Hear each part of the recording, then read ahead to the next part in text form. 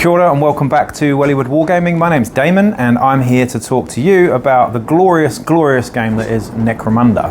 So, apologies for the mess in the background, apologies for the sound of my voice and the way that I look. I've had kind of man flu over this weekend actually, so haven't been sick in like 10 years, so I was a bit worried I might have had the dreaded COVID, but I haven't. I've just had a bit of a 24-hour bug. Anyway. So apologies on that front if I'm sounding a little bit worse for wear or looking a bit worse for wear. I'm certainly feeling it. I just thought I'm at home and I've got a bit of time to get through some of these videos for you.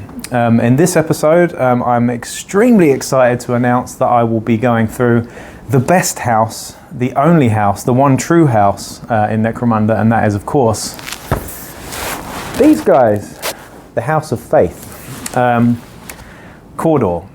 Where to begin? I'm a teacher in my day job, and they always told me never to have favourites, but when it comes to Necromunda, I can't hide my favourites, and I'm just going to be straight up and honest with you. House Cawdor are my favourite house gang in the entire game. They didn't used to be in the old version of Necromunda. I would say that was probably Van Saar actually, but since the new iteration of the game came about, the way that they work, the mechanics, and just the fluff and the richness of each of these houses and the way that they've fleshed them out with the books, I would say now quite easily that House Cawdor is my favourite by far, in the way that they play particularly. So, who are House Cawdor? So House Cawdor, if you don't know, are the most numerous of all the houses in terms of the amount of people, the amount of followers that we have in the Underhive. Because their recruitment policy is a little bit less strict than, say, House Goliath or Escher. They will pretty much let anyone join the house, provided that they are pious and fanatical and religious and devout in all those ways. So these guys are the religious cult of Necromunda. They represent the seething masses of incredibly scary, fanatical religious nutcases that seem to have their place in an Underhive sort of setting. The interesting thing about House Cawdor is they are sort of co-aligned with the Redemptionists, who are pretty much the KKK. Now, obviously, Games Workshop is trying to move away from that sort of aesthetic because they used to look like the KKK too. But these guys are absolute fanatics. You think Cawdor are bad? Well, the Redemption are far worse, and as a result are more of an outlaw gang. However, what this book does very cleverly, and what House Cawdor does very cleverly, is gives you multiple options in terms of how you construct your gang in the game. So you can have a blend of Redemptionists and Cawdor. You can go pure Cawdor or you can go pure Redemptionist. And what you do and how you build your gang really dictates whether you're a law-abiding or an outlaw. It's really that simple. So Redemptionists are seen as a step too far in terms of the zealotry, I suppose, or zealousness. I'm not sure what the word is there. Whereas Cawdor are just accepted to be the main body and the main most numerous and most powerful of all the house gangs in Necromunda. So, moving on, this book, if you're into Necromunda, this book, I mean, for me, obviously, it's my favourite book because it has all of the rules and all of the fluff for House Cawdor in it. I think the thing that draws me to House Cawdor personally, just changing subject slightly, the thing that always draws me to them, it's kind of funny because I've always been interested in the Ecclesiarchy, I've always been interested in the Adeptus Sororitas in 40k, and the Inquisition in particular. I've read a lot of novels, particularly Dan Abnett's sort of novels, and the one that sticks out the most actually, and shout out to Denny Flowers here actually, is Fire Made Flesh, which is a Necromunda novel from Black Library, which really gives you a sense of how incredibly fucking scary these guys are, basically. Think the film Deliverance, mixed with The Crucible and a few other things. These guys are ready to fuck shit up at the drop of a single piece of blasphemy. And yeah, on a personal note, it's kind of funny because I've always been an anti-theist, or certainly a very extreme atheist in my own sort of stance on religion, you know, and it's kind of interesting that I'm drawn to the gang that's the most religious and fanatical. I think that's quite funny in a lot of ways, but I've just always been very interested in how the cult mind works, and how this mental illness that is this sort of level of piety is just so terrifying. The concept of it is just absolutely terrifying in my eyes, and I think you'll agree that I think if I was in the Hive, I'd rather face any other house before House Cawdor, because the shit that they're going to do to you is just going to be next level, and they'll certainly make you squeal, piggy. So moving on anyway, we're going to get into the actual gang itself, and talk about all of the stuff. This is going to be a really, really long episode, so apologies in advance. For those of you who are devout followers of my my cause and my videos, I really, really do appreciate you watching these. I don't expect anybody to watch every single minute in these. You might click through them, and I'll aim to put the sort of timestamps on this one because I think it will be long. The Orlok one was very, very long. This one, however, because I'm so passionate about Cawdor, is probably going to be even longer. But I'm working from home today, so I can probably get a lot of this done. But I'm going to go through every single detail of House Cawdor and give you a really in-depth look at how you might run the gangs, how you can build your lists. I'm going to talk about the pets, the brutes, everything that you want to know about House Cawdor, and the Redemptionists will be in this video. So here we go. So, House Cawdor and the Redemption. Where do they sit in terms of playstyle and in terms of tiering and in terms of whether they're beginner friendly, etc.? I might as well get that out of the way first. Now, in terms of whether they're beginner friendly or not, I would say probably not, actually. Although they do have a somewhat simple gang structure in terms of the characters and pieces that you can use. There is a lot of depth to the articles of faith, which we're going to go into in a minute, and I do find that for beginners that this can be quite confusing. So I would not recommend House Cawdor for a beginner. But in terms of how good they are in game, again, this is kind of subjective, and it really does depend on whether you are building a gang around a Cawdor base or a Redemptionist base or a mix. But I would say with full faith and vehemency that House Cawdor are right up at the top tier for me. Of course, that depends on the player and who's constructing the gang, who's building the lists. But honestly, House Cawdor are incredibly powerful and in the right hands, almost impossible to beat for a number of factors. And I'm going to get into the strengths and weaknesses here straight away.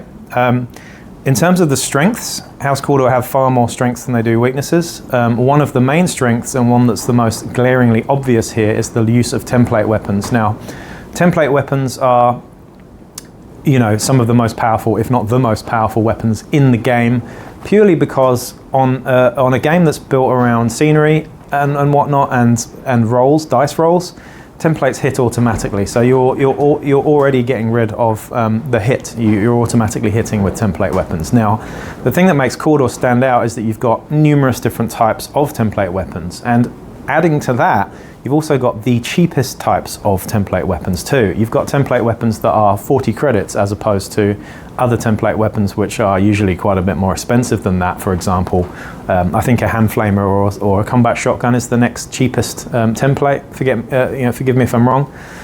But you can have an entire gang of just template weapons, be it heavy crossbows, be it blunderpoles, be it hand flamers, be it eviscerators. We have an absolute wealth of template weapons to choose from here, and that is a huge strength in favour of House Cawdor here. The other thing that I would say is their biggest strength is numbers. So Cawdor are a horde gang. Redemptionists, not so much, because they are the slightly more elite branch of House Cawdor. However, generally speaking, because of some special rules that you get with your Cawdor gangers and your Cawdor bone pickers, you can generally field more gangers, more fighters than your opponent in nearly every game. That can be combined with tactics cards and articles of faith to bring your numbers up to ridiculous amounts and basically just swamp your opponent in activations. Now, I've said it before and I'll say it again, activation economy is the way that you win games in Necromunda, if you ask me. You might disagree with that, but generally speaking, I find that bigger numbers, even if they are less equipped, usually win out in terms of Necromunda games. It's not always the case, but if you're a wily player and you know your tactics and you're out activating your opponent, then you can just do a lot more in the game, basically. Out activating your opponent is huge. So those are the two biggest strengths for House Cawdor. In terms of other strengths, they get pretty good skill access. You get access to Piety Skills, which we're going to go into shortly. Piety Skills are mainly available for your Redemptionists, but are really good actually. They're a good skill tree. There are a couple that I really like. Another huge strength for House Cawdor is, of course, the Articles of Faith, which is their special mechanic. Much like Chem Alchemy for Escher, or Psychoterica for House Delac, or even Cybernetica for Van Saar, the unique gang specific special rules that you get for these guys is the Articles of Faith. Now, if you play 40k and you're familiar with maybe the Sisters of Battle, I think they have a similar mechanic, which is really, really cool. So it basically means that you can perform miracles in-game based on dice rolls that you accumulate through the game for doing certain things.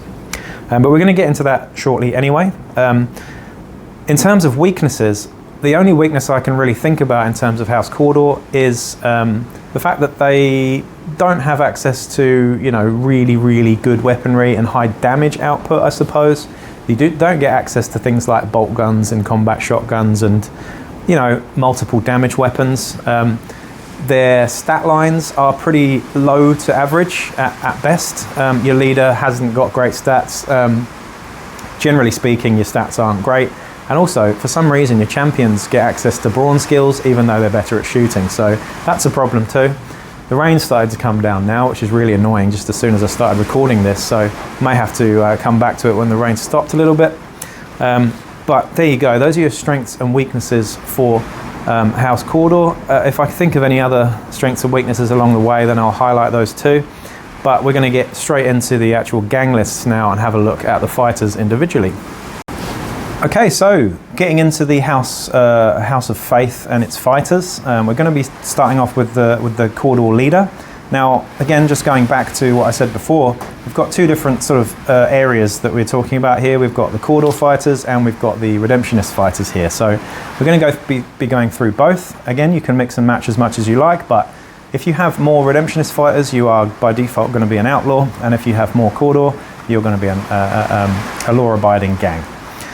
So your Chordal Leader is called a Word Keeper, and this guy's 100 credits. So looking at his stats, he's actually very, very similar to the Enforcer Leader in his stats, but he's 40 credits cheaper.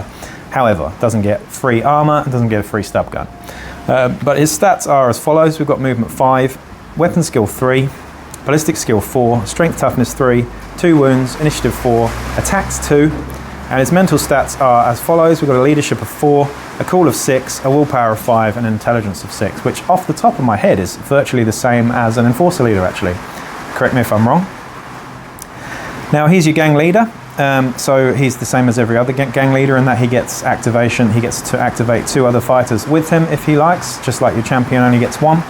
And he also has that 12-inch bubble of bottle stuff that goes on with that too. Now, he's also got tools of the trade, just like any other leader or champion. Excuse the rain here. It's so annoying. I'm so sick of the rain now. And the wind, but that's winter here in Wellington. So, tools of the trade means that you can take multiple fighter cards. So, you know, if you've got loads and loads of equipment, you can have multiple sets of it. And he's got a special rule called Pious. Now, what Pious does is that a devout member of House Cawdor, this fighter adheres closely to the teachings of the Redemption, whilst dutifully denying the path of the Fanatic. In addition, if this fighter rolls a natural double 1 on their cool check while making a rally test, they immediately re-roll that cool check. So that's the same for Cawdor fighters all around. On rallying, if they roll nipples or snake eyes, more commonly known, I call it nipples just because it's funny, but you get to re-roll it, which is actually doesn't come up very often, of course, because it's a double 1. But when it does, it's nice. And of course, when you do rally successfully, you gain experience for that too. However, generally speaking, Cawdor have got a decent cool, so it's not happening too often, but it's a nice little extra to have just for free there, isn't it? Also, he must choose the path of faith, or the path of the articles of faith that we come into later on in this game guide, and yeah, that dictates the articles that you get to use in your game. In terms of skills, of course, he gets primary is brawn, which is kind of weird, leadership, and combat actually. So of course he's got slightly better weapon skill than ballistic skill. So he's better equipped for close combat than he is for shooting. But honestly, your Chordal Leader, I would say, is the best candidate in the game for the Overseer skill, I would say, particularly if he's surrounded by heavy guys with heavy crossbows and whatnot, to be able to move and shoot, etc., without using without using suspensors and whatnot. So we'll get into the tactics of that later on. But when there's a use for Overseer, this is it. Your Chordal Leader is a great use for Overseer. He's also really great for using bomb rats as well, which is something I'm also going to get into soon. Bomb rats are just fucking cool. So that's your gang leader. Now, in terms of the equipment that he can have, he hasn't really got many restrictions on it. He can take heavy weapons actually as well, it's worth noting, but here's an example of what Cawdor fighters get. It's pretty basic, of course. They are the scrap men, they are the, they've got quite minimalist equipment generally, and it's not of a good quality compared to some other gangs. If you compare the list of equipment here to, say, House Orlok or Van Saar, then of course there's a lot that's to be said about it. But your basic weapons here are as follows. We've got the Cawdor polearm autogun. So this is a combination of a polearm, which is a versatile close combat weapon with different attachments, different guns on the end of it. Now you can have two different types. One is the autogun type, which is 20 credits and has an autogun with a versatile weapon. The other is a blunderbuss, which is far superior in every way to the autogun blunderpole. However, it's 20 credits for the autogun blunderpole, and it is 40 credits for the legit awesome template blunderpole, which I'm going to get into now, which has a blunderbuss, that sounds like something out of Nurgle, but blunderbuss attached to it instead of an autogun. Now 40 credits for this. You can mastercraft either of these for plus 10, but all mastercrafting does gives you to re-roll a hit dice once per game, which is not very relevant on something that's got a template anyway, which auto hits. So just bear that in mind. Of course you could use that on your close combat attacks though. Now you can have Emperor's Wrath rounds on these for plus 35 credits. That's very expensive on gang creation, so I would suggest, they are great, but I would suggest using those later on in campaign. But you do get Grape Shot and Purgation Shot, which are two different types. Much like your shotgun with your solid and scatter, these blunderbusses get a similar sort of thing, but with a template. But we're going to get into the specifics of why blunderpoles are so fucking amazing and exciting and awesome very shortly. Apologies for my swearing there, but when I'm talking about Cawdor I get very excited, I can't help it. We've then got the reclaimed autogun, so you don't get access to normal autoguns with Cawdor. You do with Redemption, but not with Cawdor. Important to just to highlight here quickly, you'll notice that Redemptionists get slightly better, slightly higher maintained equipment than Cawdor do. Cawdor are the scrapmen. Redemptionists are funded by more money, I guess, from higher places, but on the down low really. So you do get reclaimed autoguns. The only difference between a reclaimed autogun and a regular autogun is, of course, they're cheaper. They're 10 credits instead of 15, and they've got a 5-up ammo instead of a 4-up ammo. In my mind, I actually prefer the reclaimed autoguns and auto pistols because they're just cheaper. They're nicer to have. My gang currently in our campaign has quite a lot of reclaimed weapons, and yeah, they run out of ammo, but they're pretty good. And for the price, they're pretty great, really. 5 credits for a reclaimed auto pistol is fantastic. It's as good as, if not better than, a stub gun, I would say, for the rapid fire, as opposed to the plus 2 to hit short up. But there you go. I'm rambling already, and this is going to happen quite a lot in this one. And the other basic weapon that you can have on your leader here is a sawn-off shotgun. Now, I've said it again. I will say it again. I really like sawn-off shotguns. They are good. Everybody thinks that they're shit, but actually they're pretty useful as a backup weapon. They're only 15 credits, it's worth noting. They're plus 2 to hit at 4-inch range. The but they have a maximum 8-inch range there, but they are Scattershot and Strength 3, which is the only thing that I can think about, which is Strength 3 and Scattershot. But potentially you're getting, 6 Strength 3 hits off. When that happens, it can rip apart a leader. It's pretty powerful. You could kill a brute with that if you're really lucky. I mean, it happens, If they don't make their armor saves, it happens. So don't write off sawn-off shotguns. They sound cool, they look cool, they are cool. Use them, great. In terms of pistols, we've got the Hand Flamer, 75 credits. Now, Hand Flamers are great on every gang except for Cawdor because you've got better options, much cheaper. Really that simple. 75 credits for a weapon. You could just get a Blunderpole for 40 credits, and it's better. So there you go. And it adds a versatile close combat threat as well. You've got reclaimed auto pistols for 5 credits, as mentioned before. They're pretty great for 5 credits.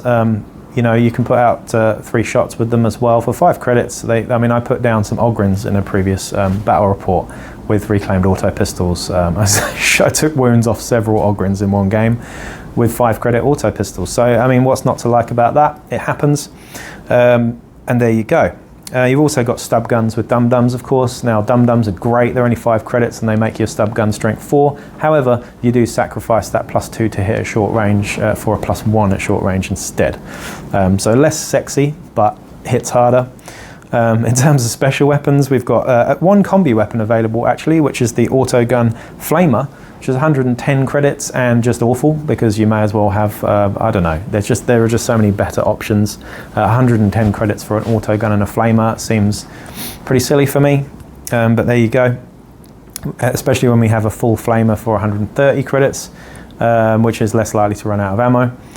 But again, you're not going to use flamers in this gang really, because there is a better option that I'm going to go for in a minute. We have the Super Flamer coming up very shortly, which is known as the Fire Pike, which is fucking scary compared to a normal flamer, so just don't use a flamer. You also have long rifles. So Cawdor are really, really great with long rifles. They're 30 credits for long rifles and you can mastercraft them as well. You could have a leader with a long rifle, it's totally doable. However, remember that his ballistic skill is not as good as his weapon skill, so it does kind of dictate how you're going to play him. Personally, I quite like my Chordal leaders to be stripped back with less equipment and usually just overseering people and bossing people around from the back, occasionally sending in bomb rats and whatnot. But if you want to go down the shooty route, then a long rifle is quite nice because it keeps you out of harm's way at the back of the field, sniping people if you so wish.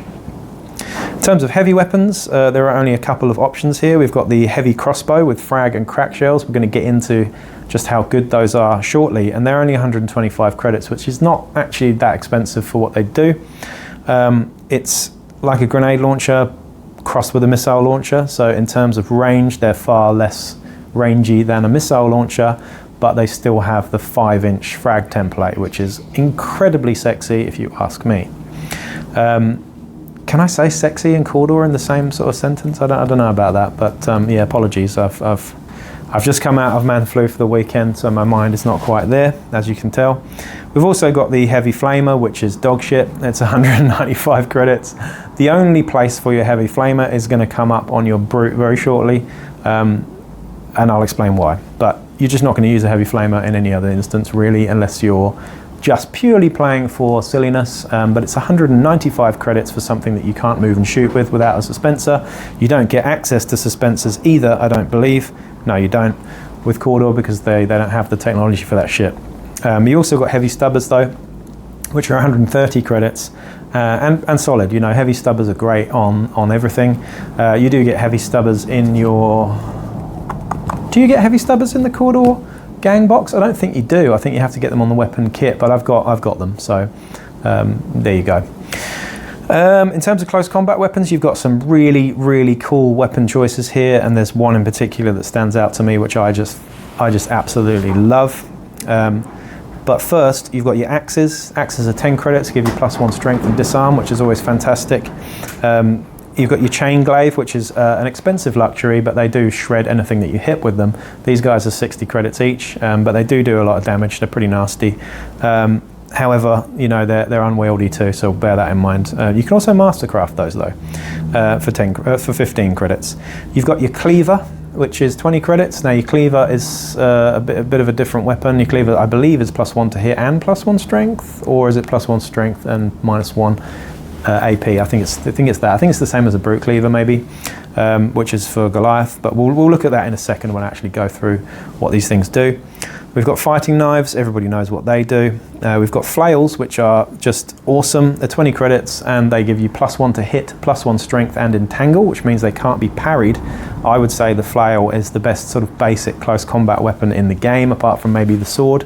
Swords and flails, both really, really good for 20 credits. We've then got my favourite one in the entire Cawdor House close combat weapon list is the Greatsword. And the Greatsword is just awesome. These guys are 40 credits, so not cheap, but they have a versatile range of 1 inch, and they have the Sever trait. Now Sever, if you know what that does, if you decrease the fighter or your wound, it would decrease the fighter to 1 wound, then you automatically take them out of action. So that's pretty cool. If they don't make their save and they've only got 1 wound, and you do one wound on them, then they go out of action. So that's an overly complicated way of saying it, but you know what I mean. Sever's pretty cool. It's a really, really nasty trait there. And you've got Sever on a couple of different weapons in this list too.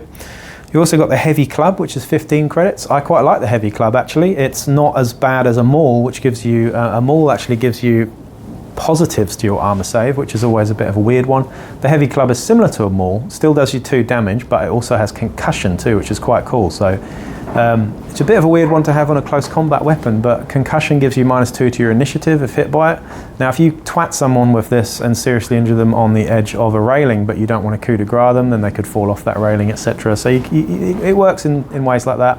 But yeah, +2 to your initiative, and also worth bearing in mind that if you hit somebody with this and you don't take them out, and then when they activate they want to retreat, then they're -2 to their initiative roll to retreat as well. So that's worth bearing in mind as well. It's going to be harder for them to get away from you. So you can lock people in combat with you with the Heavy Club. It's quite a cool weapon for 15 credits. You've then got your Polearm, which is 30 credits, which is a polearm. You've got your 2-handed axe and your 2-handed hammer, which are both fairly terrible. I'd usually just give those a wide miss because there are so many other better options.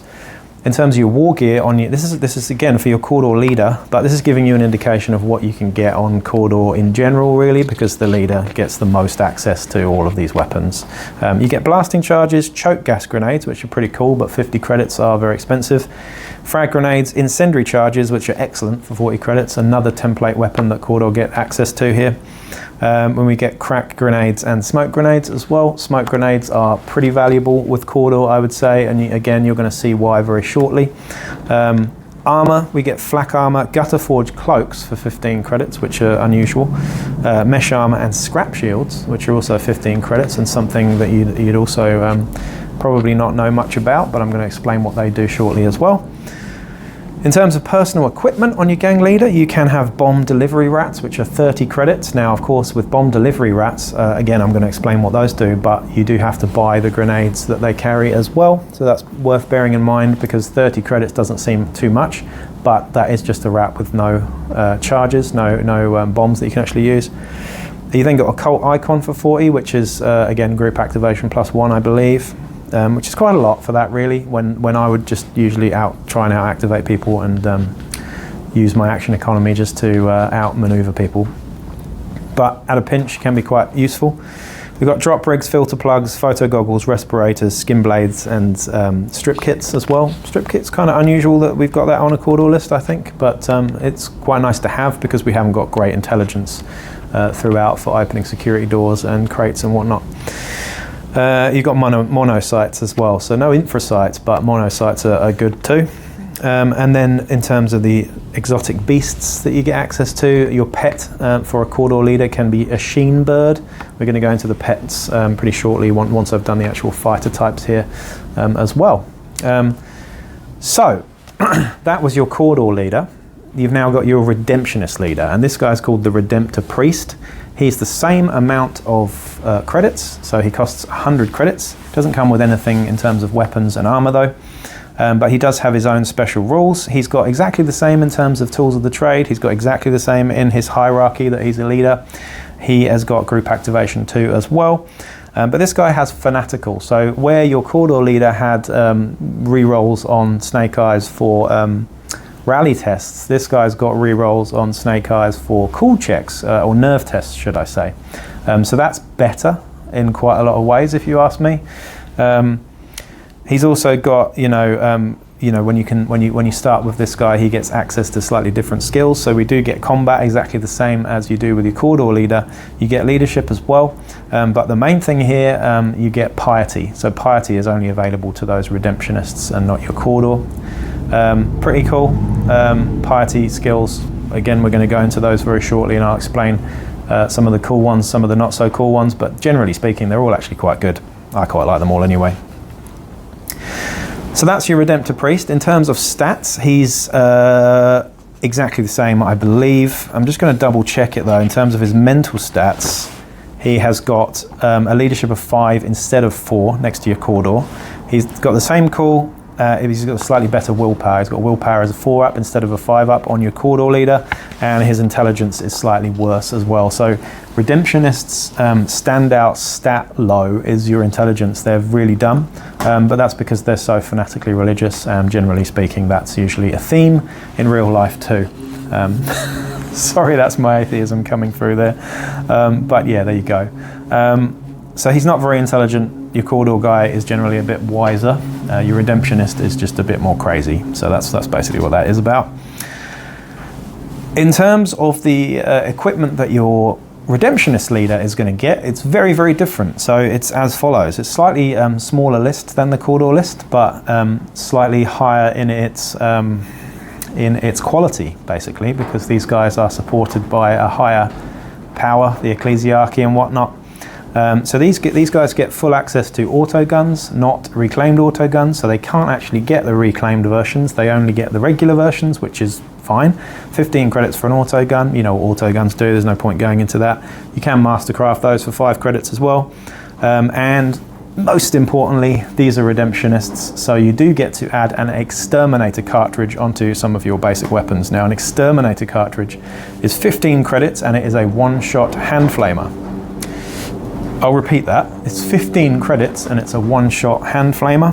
So hand flamers, they're 75 credits normally, and you're probably only really going to use them once or twice in a game. Yeah, so this is a one-shot for 15 credits. So that is incredibly good value if you ask me. And it's just a backup. You know, you can attach this to an auto gun, you can attach this to the shotgun, you can attack it to a chain axe if you really want to as well, which is again very, very sexy. So yeah, one-shot Exterminator cartridges, fantastic. You can spam those to your heart's content if you want. And normally I would say, hey, don't spam stuff. It's not very nice. And, you know, it's a bit stuff. It's a bit, you know, you don't be a bully. But you're playing Cawdor. Totally spam flame weapons. It's completely acceptable. If anyone tells me not to, then I will table flip. And then I will bring down the wrath of the Emperor on them by throwing all my dice at them. Actually, no, I won't. That's ridiculous. Anyway, you know what I'm saying? You're playing Cawdor. Just fucking go for it. Maybe I'm just saying that because they're my favourite gang. But yeah, absolutely spam these things. I would never say spam anything, but when it comes to Cawdor, spam Exterminator cartridges to your heart's content. You have my blessing. You have the blessings of the Emperor there too. So there you go. Shotguns with solid and scatter. You also get Exterminator for that as well, for 15 credits. You can have Executioner ammo, which is awesome. Executioner ammo, off the top of my head, has a better long range modifier than it does short range modifier, and it's got extra AP as well.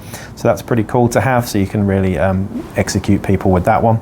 You've also got Inferno ammo, which has Blaze, and that's 15 credits, and you can get that from the main house list as well. You've also got Retributor ammo too, which is 20 credits. So you've got 3 different shotgun ammo types there. So shotguns are really quite nice to have on your Redemptionists, just because you get so much in terms of the different ammo types. For pistols, we've got auto pistols. You can have a mastercrafted auto pistol, hand flamers and stub guns, so the same as your Cawdor pretty much. And special weapons, we have the fire pike.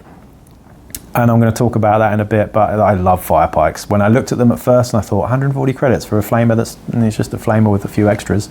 Trust me, fire pikes are insanely powerful. You then have grenade launchers, so having grenade launcher access on any list is always nice, but Redemptionists get grenade launchers and Cawdor get long rifles, so a bit of both, and you've got both of those snipey long range kind of threats covered. I would say one of each of those is really nice, a grenade launcher and a long rifle. In terms of heavy weapons, we've only got the heavy flamer, so give that one a miss, but you don't need your heavy flamer when you've got something like a fire pike, which is just so much better in every single way, and a lot cheaper too. Close combat weapons, we've got the chain axe, which I would say is, in terms of credit cost, probably the best close combat weapon in the game. I think people would agree with me on that one. You might say that's completely wrong, but for 30 credits, the chain axe is insanely good. It comes with parry, which is really unusual. So it's like a chain sword, except it's only 5 credits more. It comes with parry. It's got -1 AP. It's got +1 to hit, I believe, and disarm. So it's really, really good for 30 credits, basically. And what makes it even better is you get to stick a fucking hand flamer on it as well. So you can have an exterminator cartridge on a chain axe for 45 credits. So what's not to like about that? You can also mastercraft it for only 5 credits, which is also really nice to have. So 50 credits for an awesome, awesome weapon. You can have a chainsword being mastercrafted for 30 credits. Chainswords are great too. And you can have Eviscerators. Now, Eviscerators are giant fucking chainsaws. They are a versatile chainsaw with sever, and they have an inbuilt flamer into it. So you don't have to buy an exterminator cartridge for this, it comes with it, but it's slightly different to the exterminator cartridge in that it's not one shot. However, it is scarce, so bear that in mind. When it runs out, it does run out, but you get to shoot it more than once, unlike your exterminator. And your Eviscerator is 90 credits. If you want to mastercraft that, it's +20, so that's 110 credits. It's a very expensive weapon, but it's very, very powerful in the right hands. In terms of Wargear, we got blasting charges, choke gas grenades, frag grenades, incendiary charges, crack grenades and smoke grenades, all very standard there. We get some access to better armor here, which is quite cool. We get carapace armor, light carapace armor anyway, not heavy, and that's 80 credits, so that's nice to have because it's a 4-up save generally, but it's very expensive on gang creation there. We've got flak armor, mesh armor, and incombustible hauberks. Now the incombustible hauberk, we're going to get into the specifics of what these things do later on, but crossing over on that for the moment. The incombustible hauberk does allow you to be set ablaze, but ignore the conditions of blaze, so you can act normally however you are on fire and still taking damage. So that's what the incombustible hauberk does. That costs you 20 credits. For field armor, we've got the hexagrammatic fetish. I've actually forgotten what that does, but I'm going to go into that in a bit when we go through all the actual stats for these things. And we've also got refractor fields too for that invuln save for 50 credits, which is quite nice.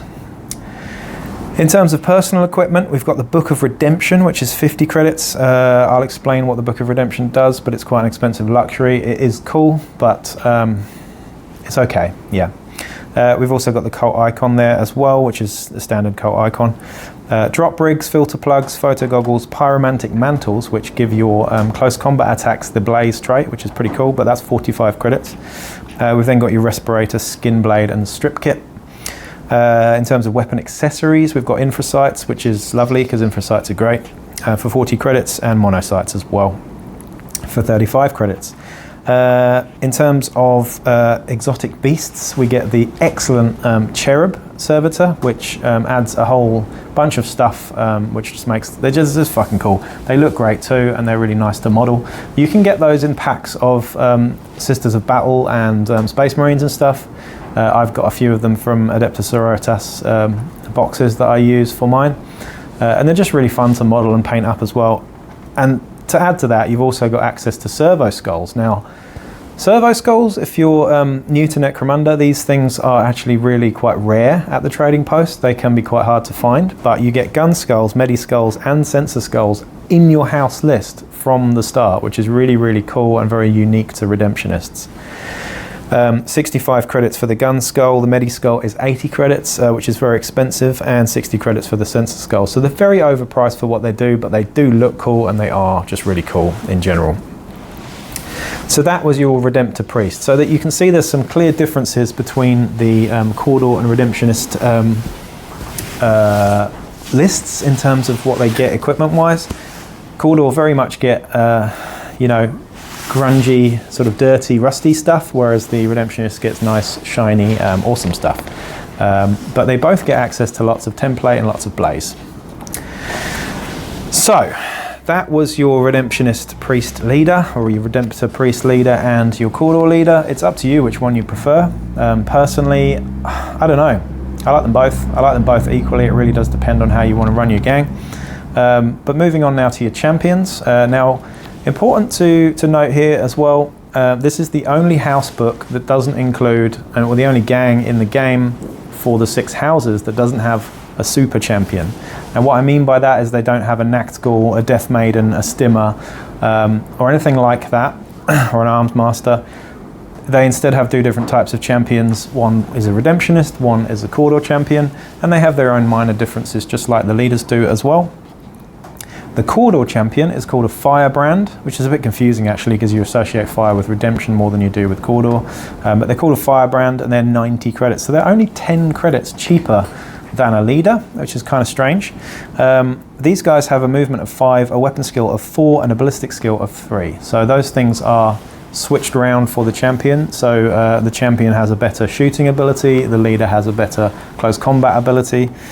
We've got strength and toughness 3, again 2 wounds, initiative of 4 up, 2 attacks. So the same stats as your leader across the board, except the mental stats are slightly lower in general, with a leadership of 5 instead of 4, cool of 6, a willpower of 7, and an initiative of intelligence of 6 as well.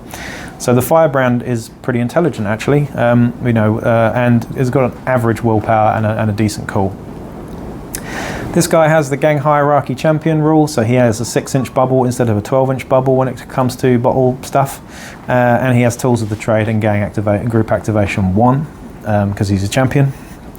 He also has a special rule called Pious. Now Pious is the same thing again, it's the same rule as what your Cawdor Leader has, in that when you're taking rally tests, if you roll a double 1, you get to re-roll it. Pretty situational, but it's nice to have. But he also has something called Righteous Warrior. This is what I was thinking of earlier. Once per battle, when making a threshold test to perform an act of faith, the fighter may re-roll the faith dice, which is pretty awesome. If they do so, they must re-roll all of the faith dice that were rolled. So we'll get into Articles of Faith shortly, and I'll explain what that means, but you can re-roll all the faith dice just to make sure that you can really get that Article of Faith popping off for you. And in terms of skills there, the Firebrand is really quite frustrating, I would say, and has always been a problem. I think many people hoped that when this book came out that they would address this, but they haven't. I'm kind of okay with it. But it's just a bit annoying. It's a bit like the Gene Stealer champion only having 1 wound. This isn't quite so bad, but it is still annoying because these guys really are built to be shooters. You want to give them long rifles, you want to give them heavy crossbows generally, because they have slightly higher ballistic skill than they do weapon skill. But really annoyingly, these guys get a primary access to brawn and combat. Do you know what I mean? So, that makes them want to be a close combat fighter in terms of the skills, but in terms of starting skills, it just does make them difficult if you want to build them as shooters, because if they've got a long rifle or a heavy crossbow, then your starting skill choices are pretty disconnected with what you're trying to build for that champion's role. So you see people ending up giving them hurl or ball charge or disarm or parry or something like that, just as a sort of backup that you're never really going to use. So that's annoying that you can't take a more optimized skill at gang creation with your Cawdor champions, but it is what it is. However, they do make up for it with the equipment that they can get and that they can use. And here we go with the equipment for the Cawdor champion. So they can of course get your Cawdor polearms as well. They get access to the polearm autogun for 20 credits and the polearm blunderbuss for 40 credits. Of course, the polearm blunderbuss is generally a lot better. However, make use of the fact that these guys have better ballistic skill by giving them a shooty weapon more than a template weapon perhaps, is my advice. You can get reclaimed autoguns for these guys for 10 credits, and you can get sawn-off shotguns as well. So no shotgun access on these guys, but you do get sawn-offs. Again, this is the same as the Cawdor Leader. We get hand flamers, reclaimed auto pistols and stub guns, exactly the same as your Cawdor Leader. The same special weapons in terms of your autogun flamer combi weapon, your flamer weapon, and your long rifle. The thing that stands out here for me though is the fact that these guys can of course have heavy weapons. So heavy stubbers are pretty viable on these guys. Heavy flamers are not viable on anyone except in the bin. And Cawdor heavy crossbows are just fantastic on these guys. So I love the heavy crossbow. It's 125 credits and it's just fun as hell. 5-inch strength 4 frag template. What's not to like about that? You're basically playing frisbee in Necromunda. You're just throwing these massive 5-inch blast templates at people, and yeah, who doesn't love that? It's great seeing your opponent's faces when you're just flinging templates at them the whole game. So there you go. Sadistic as fuck, but there we are. You get access to exactly the same close combat weapons, so you still get access to those great swords, which are great by definition. And the same Wargear and grenades options, the same armor, so flak, gutter forged cloaks and scrap shields, and the same personal equipment. So you can give these guys bomb delivery rats as well, but I think they're better on your leaders generally, just because, yeah, I don't know, it fits the role better, I think. And you get monosights and Sheen Birds as well for these guys. So that is your Cawdor firebrand. Really, I would say building them to be long rifle shooters or heavy crossbow wielding nutcases, maybe one of each, is really, really nice. That's how I do it anyway. Moving on to your Redemptionist equivalent. So you've got a Deacon, which is your Redemptionist champion. These guys are, you know, just playing second fiddle to your Redemptor Priest here. These are also 90 credits. And they have pretty much the same stats, actually. Weirdly, I was hoping that these guys would have better weapon skill than they do ballistic skill, but again, these guys are the same as your Cawdor champions in that they've got better ballistic skill than they have weapon skill, so they are better at shooting, which is kind of annoying because you get better close combat weapons for the Redemptionists generally with your chain axes and your chain swords, etc. But the stats are exactly the same until you get to the mental stats, so lower intelligence, higher willpower is what you're going to get with your Redemptionists generally. And yeah, again, the same things. You've got your tools of the trade, you've got your gang group activation 1, you've got your fanatical ability, which gives you the reroll on the double ones for your cool checks, or your nerve checks, should I say. These guys, however, get a fanatical fervor, which is their special rule, much like your Cawdor one, who gets to reroll the Articles of Faith dice. These guys, however, once per battle, when you perform a charge, you may make double your attack's characteristic, which is pretty cool. However, when they do so, each hit roll suffers -1 to hit. So you're getting more attacks, but it's harder for you to hit. So if you've got chain axes, which are +1 to hit anyway, then it's just your natural weapon skill. So that's pretty cool. It's nice to do once per game if you're charging someone that you really, really want to take out, and you want 4 attacks base instead of 2, then all of a sudden you're getting maybe, instead of 3 or 4 attacks, you're going to get 6, 7 attacks, which is really, really cool. Well, whatever, you know what I mean. These guys have different access to skills than the Cawdor equivalent, so these guys do get combat exactly the same. So combat skills can be quite good on these guys. Like I said, they are quite nice to have with chain axes, chain swords, eviscerators, etc. And you get piety as your primary there as well, and piety skills, we'll go into those shortly, are just really, really fun. And again, same access to exactly the same stuff that you're going to get with your Redemptionist Priest. However, you don't get access to two of the Servo Skulls. You only get the Gun Skull. You can't have the Medi Skull or the Sensor Skull. You do still get access to your Cherub Servitors though, which is really, really cool. But everything else is the same. Just no access to light carapace armor there either. Next up, we are moving on to the Ganga types now. So what I mean by Ganga is these are your general fighters, your most basic gang fighter types. We've got one for Cawdor and one for Redemptionist again. The Cawdor Ganga is called the Cawdor Brethren. These guys are 45 credits, which is quite cheap compared to a lot of other Gangas, and they have a bunch of special rules that come with those as well. But stats-wise, they are pretty much the same as a Hive Scum, except for their mental stats. So with a Hive Scum, we've got 5, 4, 4, 3, 3, 1, 4, 1 as all of their physical stats, exactly the same as a Hive Scum for the Brethren there. The only thing that's different is a Hive Scum has a leadership, cool, will, and intelligence of 8. These guys are 7 on all of those, respectively. So Your Hive Scum is only 30 credits though. These guys are 45 credits. However, they get a special rule and they have access to blunder poles, which makes them really, really good. So they're not as cheap. They're actually not as hoardy almost as Scum can be, but they get access to blunder poles, which does make them really, really cool. And here is their special rule here. You can, of course, have one of these as a specialist, and they can level up to become specialists as well. Of course, it's worth noting that your specialist on gang creation may have a long rifle, which is pretty cool. Long rifles are excellent weapons in the game generally. But I think that's the only special weapon you're going to get access to other than a flamer. You don't get fire pikes, you don't get grenade launchers. Those are for Redemptionists only. So there we go. Now these guys have something called Pious, of course, which is what we said with the leader and the champions there, which means you can re-roll double ones on your rally checks, which again is nice to have. But the main thing that you're going to get these for is called Devout Masses. Now this is a special rule for just Cawdor gangers, Chordal Brethren. At the end of the choose crew step of pre-battle sequence, one additional ganger that has the special rule may be added to the starting crew. This fighter may be added to the starting crew, even if doing so increases the size of the starting crew beyond that given by the scenario, which is a fantastic rule. Means that you are by default, if you've got several Chordal gangers or even one or two Chordal gangers in your gang, and the scenario says maybe 7, custom 7 or something, for example, in crew size, you can have 8 all of a sudden because you've got that special rule there, which is really, really nice. Of course, that is dependent on whether you've got many injuries at the time, because that's what's going to happen in campaigns, is you're quite often going to have injuries, particularly on these guys who do get stuck in a lot and do get injured quite a lot as well.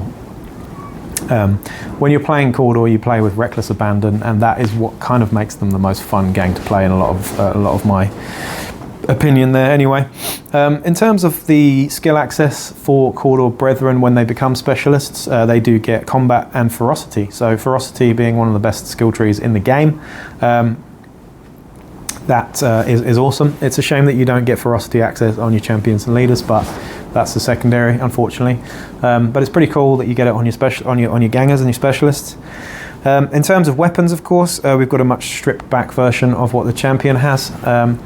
So we do have access to the blunder poles, and this is really where your blunder poles are going to shine. You're going to give your gangers blunder poles or blunderbuss pole arms, as we call them, blunder poles for short, for 40 credits. So that is an 85 credits guy. So 45 credits for the ganger, 40 credits for the blunder pole, and then you probably want to give them some armor as well, flak armor, as an extra 10 credits. And that's quite an expensive fighter, really. So you're only really going to fit sort of maybe 3 of these guys into a starting list, I would say, but my God, they're good. Once you close the distance and you get in there with your blunder poles, then you can really do the work, and that's what Cawdor is all about. Getting in there, closing the distance, and just all hell breaking loose, or all heaven breaking loose, if you want to put it that way. So, you can, of course, get access to sawn-off shotguns, reclaimed auto guns, and your polearm auto guns as well. For pistols, we do have access to hand flamers if you so wish, but again, just take the polearm blunderbuss, it's so much better. Reclaimed auto pistols and stub guns, nice to have. You might, if you're strapped for cash, you might want to start with a few gangers with just stub guns and flails, things like that. These are weapons that you do actually get in the plastic kit as well, so worth thinking about. In terms of special weapons for your specialist, of course, you get the combi weapon auto flamer, the flamer and the long rifle, like I just mentioned. And your close combat weapons are exactly the same. So you can still get great swords on these guys. I saw someone on the Some City Radio community recently who was saying that he was having a good time, I think, with great swords on all his gangers, which is quite cool, like 40 credit. It's 40 credits for a great sword, it's 40 credits for a blunder pole.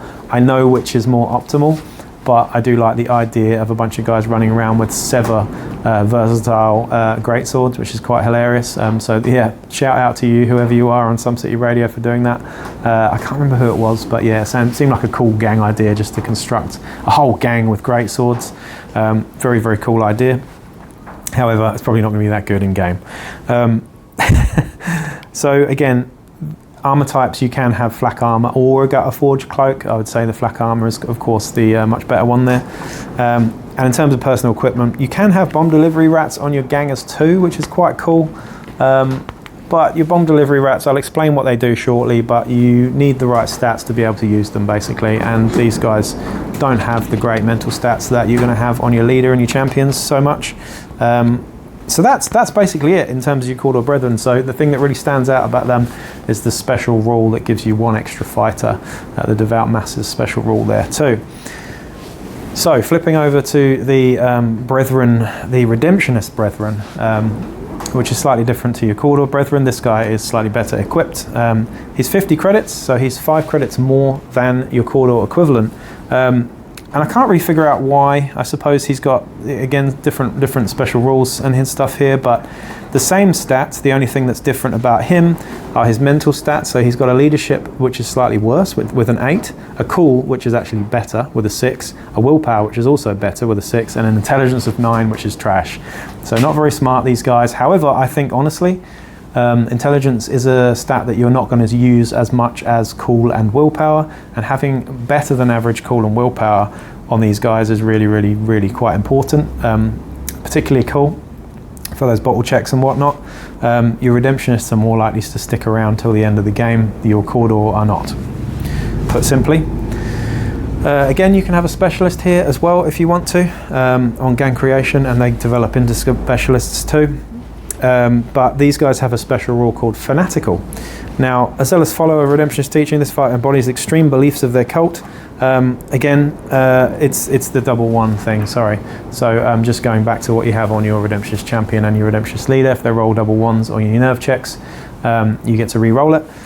So these guys don't have that Devout Masses special rule or anything like that, so they're less hoardy than your Cawdor, less cordy.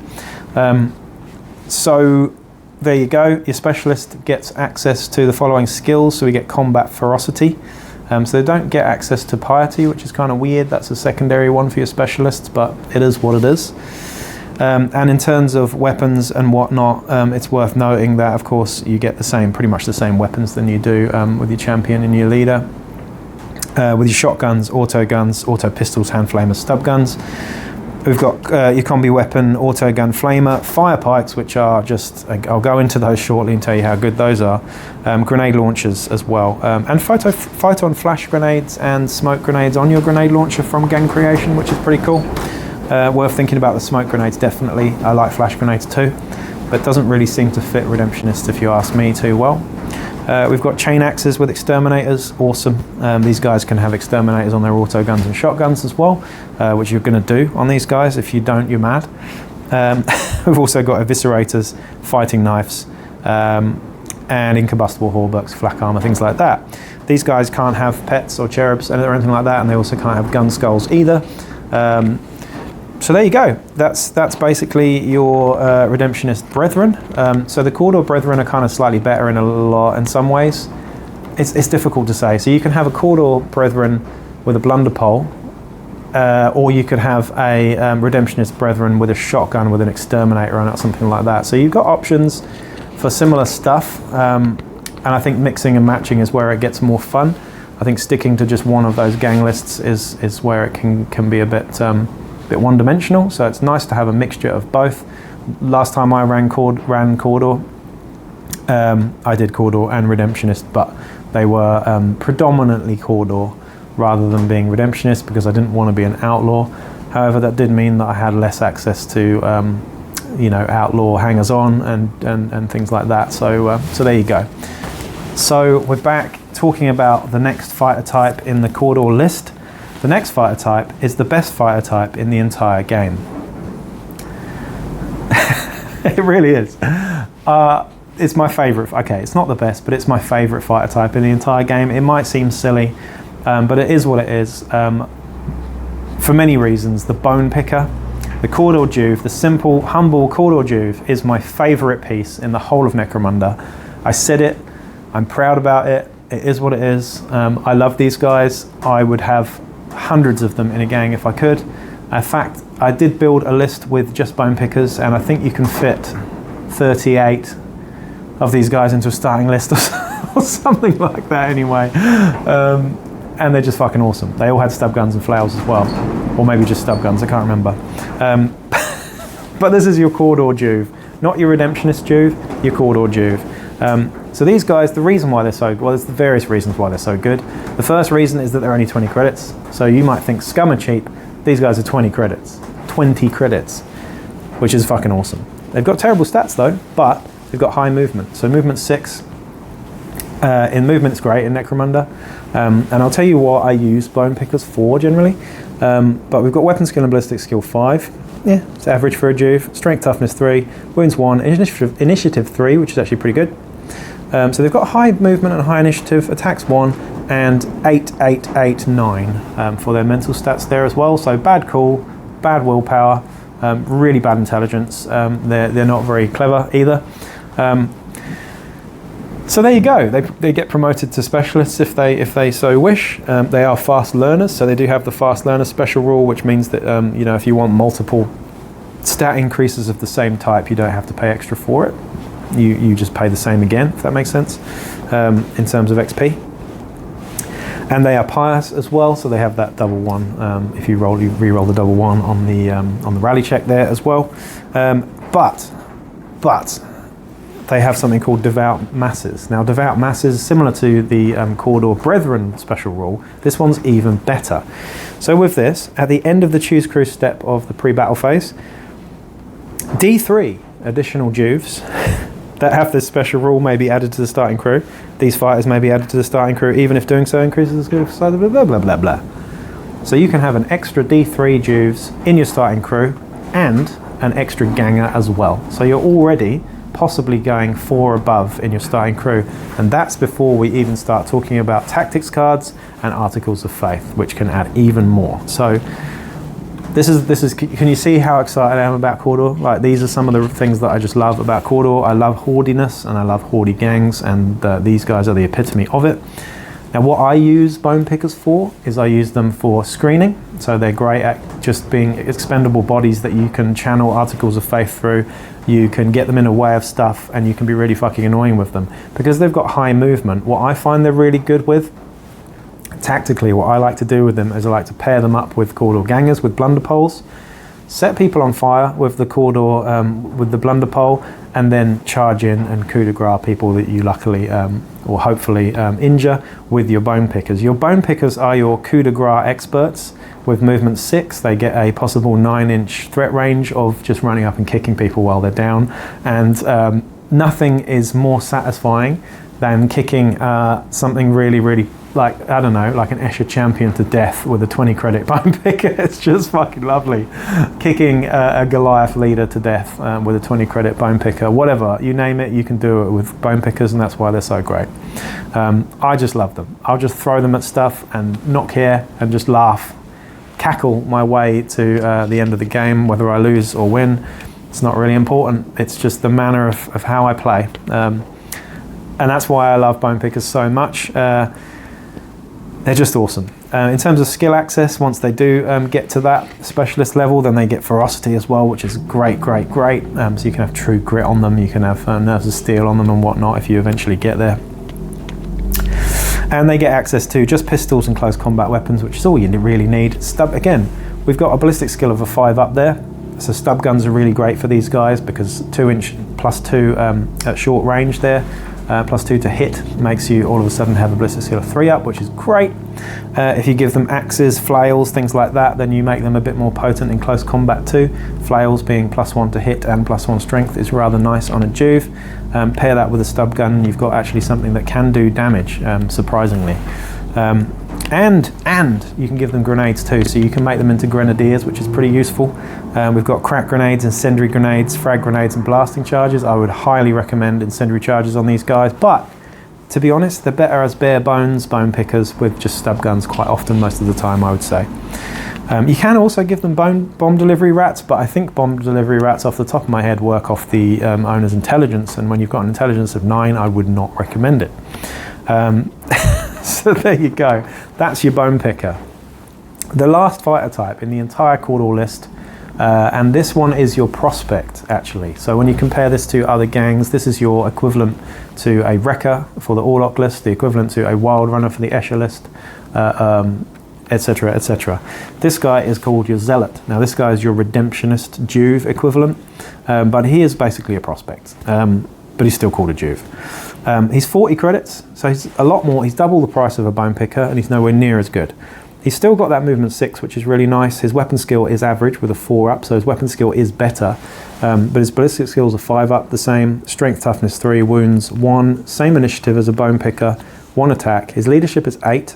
His call is 7, so it's better than a Bone Picker. His willpower is the same, and his intelligence is the same. So the standout stats there against the Bone Picker are that he has a better call and a better weapon skill. So you're paying 20 extra credits for +1 call and +1 weapon skill. Is it worth it? Not really, to be honest. I mean, these guys do have a role though. I think when this book came out, a lot of people looked at it and just thought, why would I take a Zealot?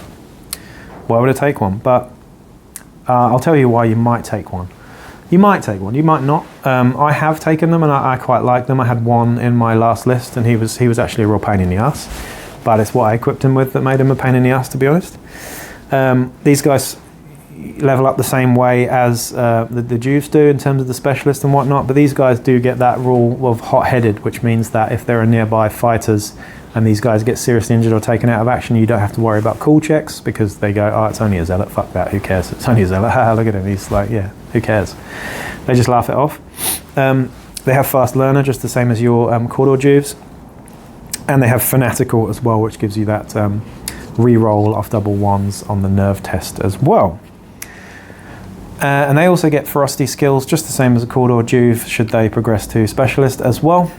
Their equipment list gives you very minimal stuff, so they get access to auto pistols and stub guns. However, on the close combat front, they do get, interestingly, they get the 90 credits Eviscerators. Now, Eviscerators are versatile, which makes them great. They also have an inbuilt hand flamer, which makes them great.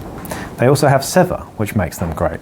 So for 90 credits, you're basically getting a hand flamer, albeit a hand flamer with scarce, and you're getting 15 credits pretty much on top of that with a Sever versatile 1-inch, incredibly dangerous close combat weapon. So actually, you might think 90 credits is quite a lot.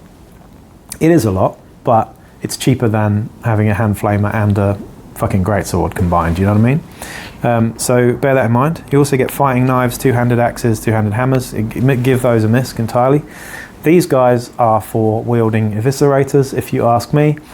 The reason why I give these guys Eviscerators is because you've got higher movement. So again, let that sink in. If you give Eviscerators to your gangers and your champions, it's great, it's still good, don't get me wrong, but having movement 6 is so much more optimal than having movement 5 on an Eviscerator.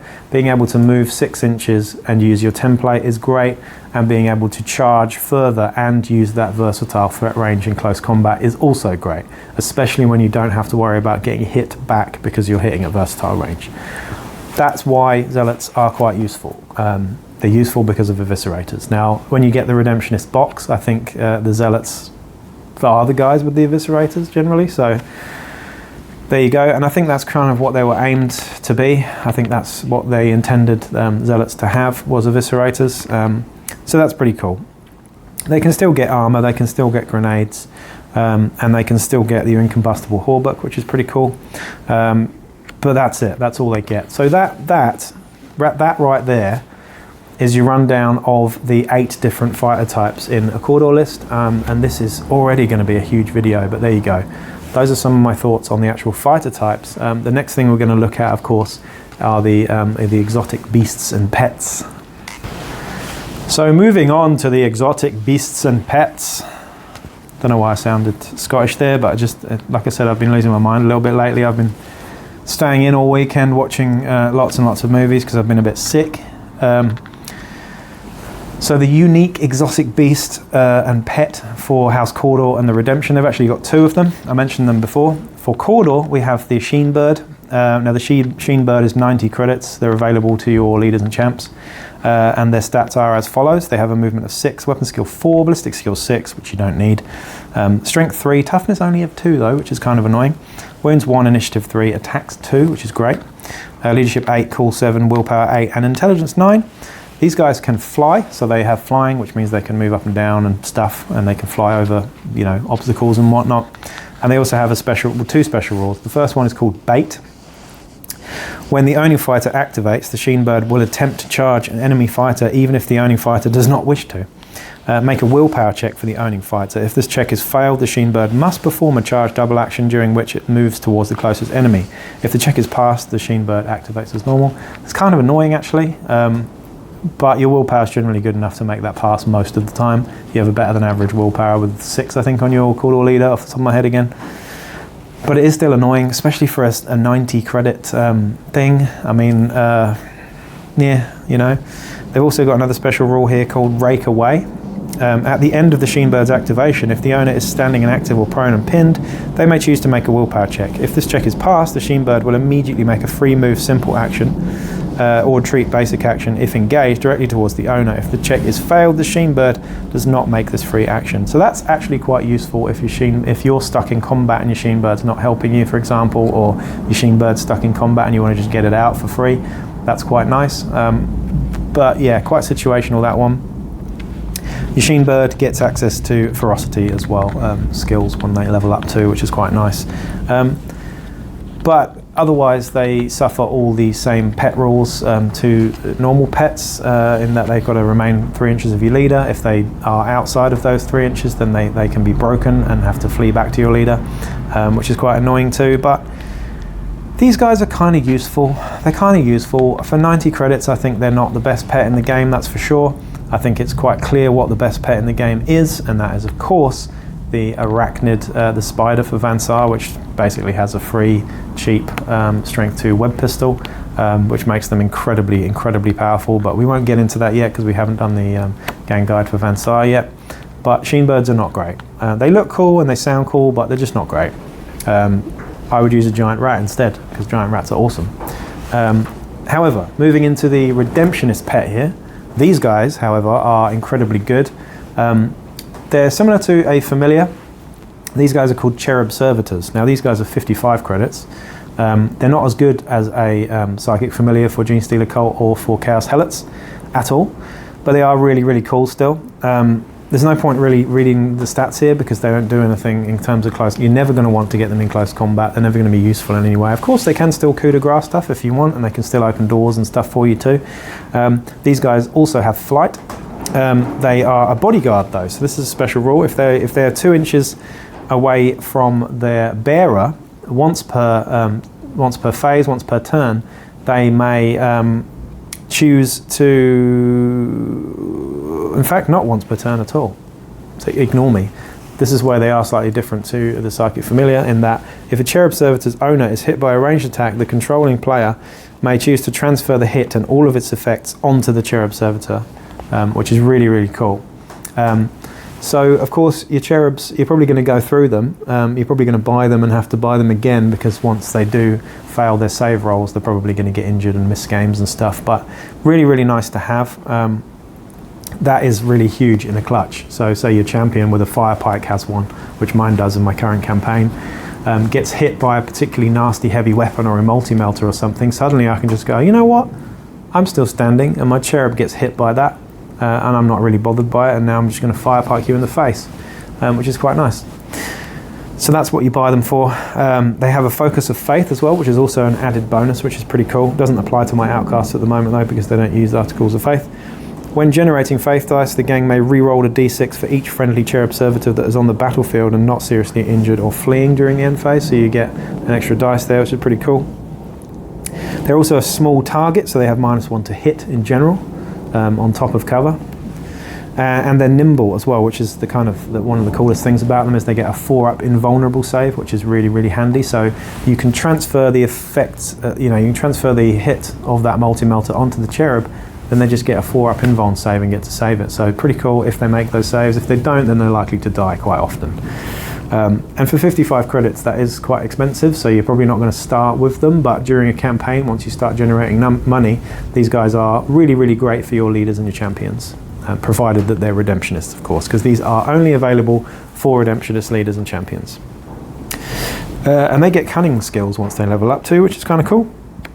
So that's that, basically. There are a number of different Dramatis Personae and hangers-on in this book as well. In terms of the hangers-on and brutes, we're going to get into that now. So in terms of the hangers-on, we have unique to Cawdor and Redemptionists. The first one we have is the Hive Preacher. This guy has 70 credits, and what he does is his special rules is that he has a sermon. So a gang with a Hive Preacher may roll a d6 at the end of any pre-battle sequence and add this many faith dice to the faith dice pool, which is pretty cool. So you can actually start with a little pool of faith dice, which is quite nice.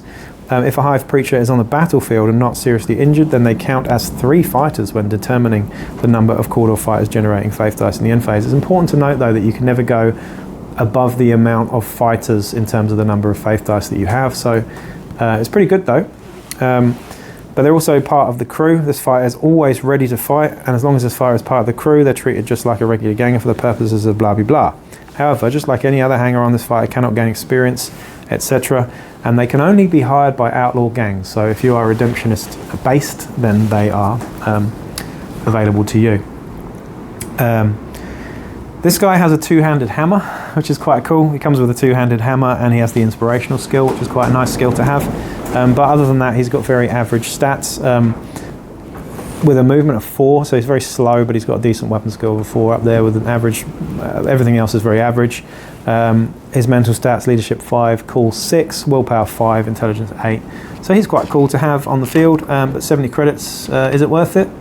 Possibly. Yeah, it depends what the articles, how reliant you are on the Articles of Faith, and you'll see what I talk about when I get into the Articles of Faith shortly. Here's my favourite hanger-on, though. This guy's 30 credits, and he's called a Flagellator. Flagellator. This guy basically runs around whipping himself with dual flails.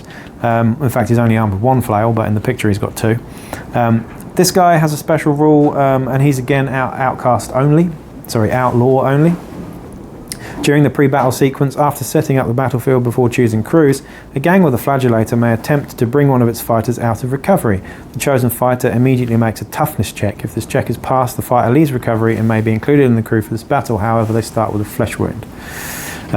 Pretty cool. It's really nice to have, actually, if you've got someone if you're really low in crew numbers and you've got someone that you really want to be involved in the game, then sacrificing that flesh wound is actually quite worth it most of the time. This guy also has the fearsome skill, and he does turn up in games as well, if you'd like to, or if he randomly does. You do of course get access to your generic rogue doc, gang lookout, dome runner, slopper, and ammo jack. I think these are the sort of more generic ones you've got there. And in terms of your specific house brute, there is only one. You don't get a Redemptionist one. This guy's kind of more Cawdor, I suppose. And he's your Stig Shambler. And this guy is, kind of weird, actually, because you expect Cawdor to just burn mutants and heretics equally. This guy kind of is a mutant, because it's basically a mini guy on a big guy's shoulders. So think Master Blaster in Mad Max Beyond Thunderdome. He's 280 credits, which is very, very expensive compared to an Ambot or something. And he's not really as good either, but he is a walking gun platform, similar to the Orlok Servitor. This guy has a movement of 4, so he's quite slow, lumbering slow. Weapon skill 4, ballistic skill 4, strength 5, toughness 4, wounds 4, so he's got a nice amount of wounds there. Initiative 4, attacks 2, leadership 9, cool 8, willpower 9, intelligence 8. So really bad mental stats, worth remembering that one, actually. And he's armed with a heavy club and a twin-linked heavy stubber. I'll explain what the twin-linked heavy stubber does in a second. Your Cawdor Stig Shambler may replace its twin-linked heavy stubber with a heavy flamer for 70 credits. Now, hear me out here. 70 credits on top of 280 credits is a lot, but does make the heavy flamer actually viable because this guy can move and shoot with it. However, he's only movement 4, so bear that in mind too. But the heavy flamer is pretty powerful, but I would usually stick with the twin-linked heavy stubber because it has the following rules. In terms of intelligent control is one of the special rules on this guy, though, first. And that is, this fighter may immediately re-roll any failed leadership, cool, willpower, or intelligence check. So that negates the fact that you've got really poor mental stats. However, it still means that you're quite likely to fail the next one anyway, particularly with intelligence or willpower of 9 there. This guy can also move and shoot. So just as I mentioned before, the fighter may fire an unwieldy weapon as a basic action rather than double. However, doing so confers a -1 to hit. So your twin link heavy stubber does have a -1 to hit if you move and shoot with it, but you still can move and shoot with it. This is why the heavy flamer is actually viable, because your -1 to hit doesn't mean shit because you have a template weapon. In terms of skill access, he gets brawn and shooting actually, which is quite nice. It's the only thing on the entire Cawdor house fighters that do actually get access to shooting. And your twin-linked heavy stubber is pretty cool, and then he gets more firepower dice and stuff there as well. Where have we got? Those are the only special rules that you get for your brute there. Of course, you do get access to your excavation automata there as well, which is your ambot, and he's 185 credits, so he's actually cheaper for Cawdor than he is for most of the other gangs. I think he's also cheaper for Orlocks actually as well, as we just did that video. I'm not going to go into the ambot here because it's the same for every gang. He's an infiltrating killer robot, which is very scary and I would say OP. We will also have access to the standard Jotun H-grade Servitor Ogrin for 210 credits. These guys are nowhere near as good as ambots and aren't going to see as much use. However, they do look kind of cool. I wouldn't say they fit with a Cawdor gang though, because they are, what's the word, abhuman. I would say Cawdor would just burn them at the stake as soon as they saw any sight of them. So there you go. In terms of hired guns and whatnot, you get your Hive Scum, standard, you get your Bounty Hunters as well. I'm just flicking through the book here. There's House Agents too.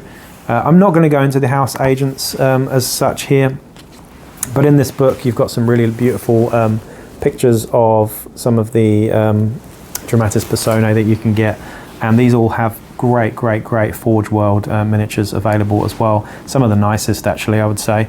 The Headsman being particularly nice. He's a lovely model, and he's quite good in game too as a bounty hunter. You also have Rattus Tatterskin, who is an insane rat whispering guy with a heavy stubber, who's quite cool too.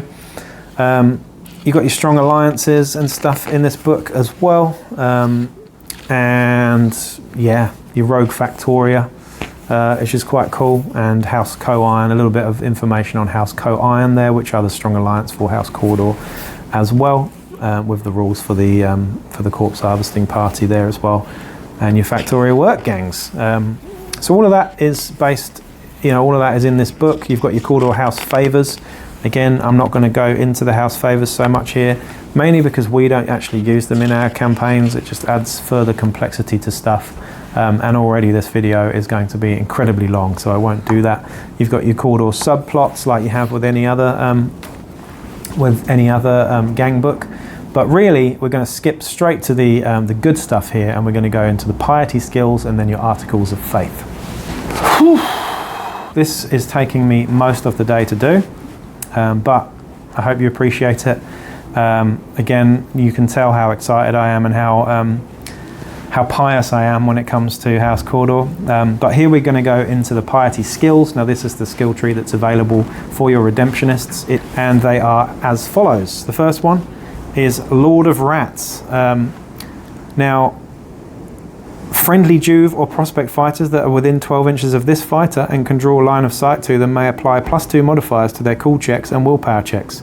Rats, including Necromunda rats, bomb delivery rats and any other rats that feature in a battle, due to a scenario or environmental special rule that end their movement within 3 inches of this fighter, are immediately moved by the smallest amount possible so that they are at least 3 inches away from the fighter. So a lot of stuff to chew through there, really fluffy, fun skill, but not very actually good in game. Now I'm sure someone will comment on this and go, actually Damon, that's really awesome. And I'm sure it is, but it's almost too much. There's too many words in there for me to think about when I look at skills. I just want something that's quite simple, something that's easy for me to remember. All of that stuff takes me, I have to look through it and go, oh yeah, yes, it does that, okay, and that, and that, and that, and that. It's all too much for me, to be honest. I'm just going to skip that one. Does sound cool though. The next one is Scavenger's Eye. This is quite nice. During any scenario that features loot markers, scrap, or any kind of harvested goods that are then transformed into credits at the end of the battle, the fighter's gang may add an additional +1 to the dice roll for determining their worth. Really nice, especially in a campaign, worth having. The next one is Blazing Faith. Blazing Faith, should this fighter ever become subject to the blaze condition, they may continue to act normally rather than acting as determined by the trait, though they may still suffer damage. This fighter, however, also ignores the insanity condition. Now, I'd say that's actually more valuable nowadays for the insanity condition. being immune to insanity is really huge, because there are lots of psychic powers and whatnot, and tactics cards and Delac Psychoterica that can turn you insane. That's actually really potent, really powerful thing to have. But, you know, it's also an incombustible Hawbuck at the same time. So a nice skill there. I like that one a lot. This is my favourite one, Unshakable Conviction. So this fighter may make reaction attacks while seriously injured. Really cool. So and he also can't be the target of a coup de grace. So you cannot coup de grace him. Really cool on its own, and the fact that he can make reactionary attacks, basically means that no one's ever going to try and coup de grace you anyway, because they can't, and they'll get hit by your Eviscerator or what you've got in your hands while you're on the ground. And he can also make a unique action, which is a double action. While he's seriously injured, instead of crawling, you get to move your movement plus D3, provided you move directly towards a friendly house Cawdor fighter. So it's really helpful for recovery phase. So as soon as you activate, you try and move close to a fighter who can help you recover in the end phase. So really good skill. I like that one a lot. The next one is Devotional Frenzy. This one's kind of interesting, and it's quite good, particularly on your champions actually, especially if they've got dual wielding chain axes and whatnot, which I see a lot of people do. When this fighter is activated, their controlling player may declare they will use the skill. Until the start of the next activation, improve their weapon skill, cool, leadership and willpower characteristics by D3, rolling separately for each characteristic. I wish you were rolling once for all of them actually, because it's just overly complicated. At the end of their activation, the fighter immediately suffers an automatic damage 1 hit, which cannot be saved. Devotional Frenzy can only be declared once per round. You don't want to do this with a guy who's only got 1 wound, because that's 1 injury dice. Doing it with a guy who's got multiple wounds, fine. In a clutch, it's quite nice if you really want to finish off somebody. I would say most of the time it's not really worth it though, for me personally, but I'm a bit more of a conservative player. If you're a bit more gung-ho, then great, use that one, it's quite nice. You know, just to guarantee that you're actually going to hit stuff. Particularly if you've got an Eviscerator. Your last one in the Piety skill tree, as it's starting to rain again now and make lots of noise here, I'm going to start speaking up, is your Restless Faith. So Restless Faith, I really like this one. During the choose crew step of the pre-battle sequence, this fighter may be taken out of recovery and suffer a flesh wound as a result. So very similar to what your Flagellator hanger-on does, except you don't need the Flagellator for this, it's a skill. So there you go, those are the 6 Piety skills. As you can see, 2, 3, 4 of them are pretty good. They're all pretty good. They're all nice and fluffy and fun, and they're quite different from many of the other skills in the game too. So there you go. We're nearly at the end of the video now. We're at the real fun part, and that's of course Articles of Faith. Now this is your Chem Alchemy for Escher, this is your Psychoterica for Delac. What Cawdor and Redemption have, of course, are the Articles of Faith. Now, there are 4 different paths to choose from in the Articles of Faith. You can mix and match. Think weird powers actually. If you stick to one of the weird power lists, then you get a bonus for doing so. However, you can mix and match at the cost of getting that bonus. Now, here's how you use Faith Dice. So Faith Dice represent the religious zeal of a Cawdor gang. These dice are a resource, basically, that all Cawdor gangs, except those that have become Chaos Corrupted or Gene Stealer infected, generate over the course of the battle, which can be used to attempt miraculous events, basically. Really cool mechanic, again, similar to your 40k Sisters of Battle there. But generating Faith Dice, in the end phase of each round, including the first, count up the number of friendly house Cawdor fighters that are currently on the battlefield and roll a d6 for each one. On a 5 or more, you can set that a dice aside, and that is added to your Faith Dice pool. So a 5+, all of your fighters can do a double action called Besiege the God Emperor. During the end phase, roll 3d6 for a fighter that performed this action. So that's pretty cool. Instead of 1, you get 3d6. So you've got 3 times the chance of getting those 5-ups. So there you go. And they can be retained from one round to the next. However, if in the end phase, after generating Faith Dice, there are more dice in the pool than there are friendly house Cawdor fighters on the battlefield, these excess dice must be discarded. So you can never have more dice in your pool than you have fighters on the battlefield. It's worth remembering that. I actually got that wrong when I played it and misread that rule and ended up having like 20 or 30 dice in my hand and never actually used any of them.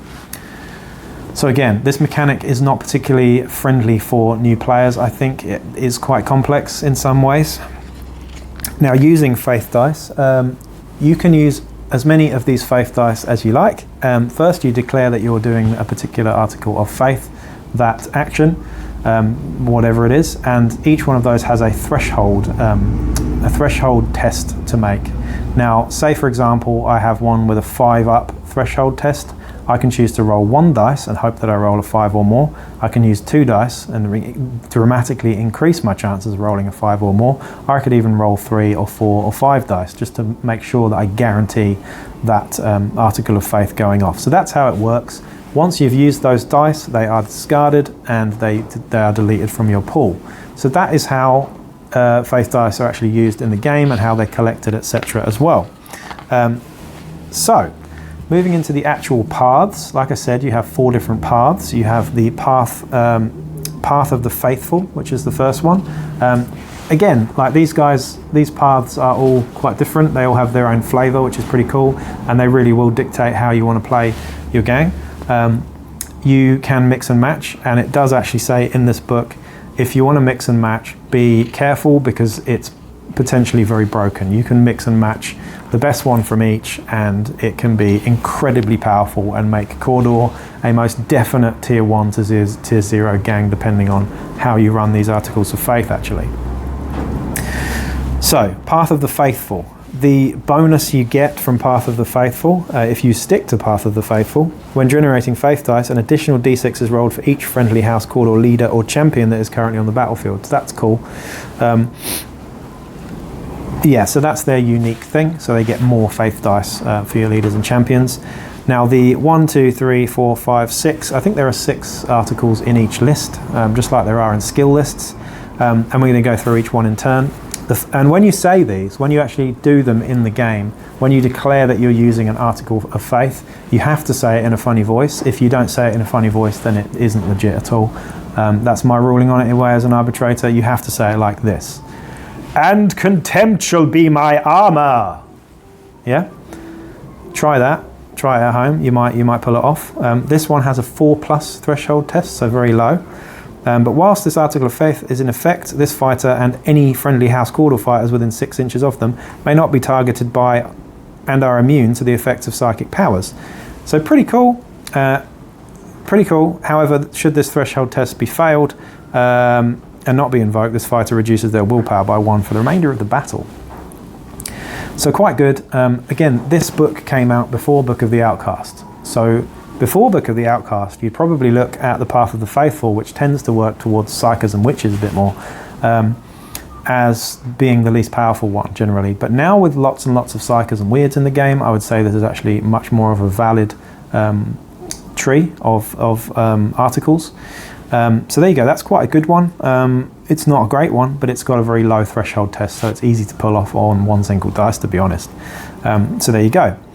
The next one, and lo, his gaze did illuminate them. The fighter can attack through smoke clouds and ignores the pitch black rules. Very nice. In addition, if they're hit by flash weapons, add 1 to the result of the initiative check to see whether they become subject to the blind condition. Pretty cool. 3+ threshold test, so quite easy to pull off that one. Really, really good. I like that a lot. But you know, if you're running loads of template weapons, then you don't really need to see through smoke to just use your template weapons anyway. Well, if they're blunderbusses anyway. So there you go. The next one, and the word fell upon them, and they were broken by it. This one is a 5+ threshold test. All enemy fighters that are within 9 inches of this fighter and that can draw line of sight to the fighter must immediately make a nerve test. However, should the threshold test be failed and this article of faith not be invoked, this fighter may immediately make a nerve test. Must immediately make a nerve test. So this one's got a 5+ threshold test. That's really good though. Forcing people to make nerve checks to make them break is pretty cool. Depending on what their call is, etc. But it's only a 5+ to do that. And 9 inches, you could be surrounded by fighters that aren't very high on the call stats, like for example Hive Scum with an 8, and all of a sudden, you know, 2 or 3 of them break. It's pretty cool, pretty nice to use. The next one is, and by their works shall they be known. 1 enemy psycho within 12 inches of this fighter and can draw line of sight to this fighter must immediately make a leadership check. If this check is failed, the enemy psycho must roll on the perils of the warp table. Really like that one. It's a 5+ threshold check for that one. But your enemy champion outcast scum weird, who has a leadership of something like 8 or 7 or 8, which is not great actually, it's average, all of a sudden has to check on the Perils of the Warp table, which is usually quite bad for the person who suffers Perils of the Warp, but there you go. The next one is, and the heart of the heretic was easily cowed.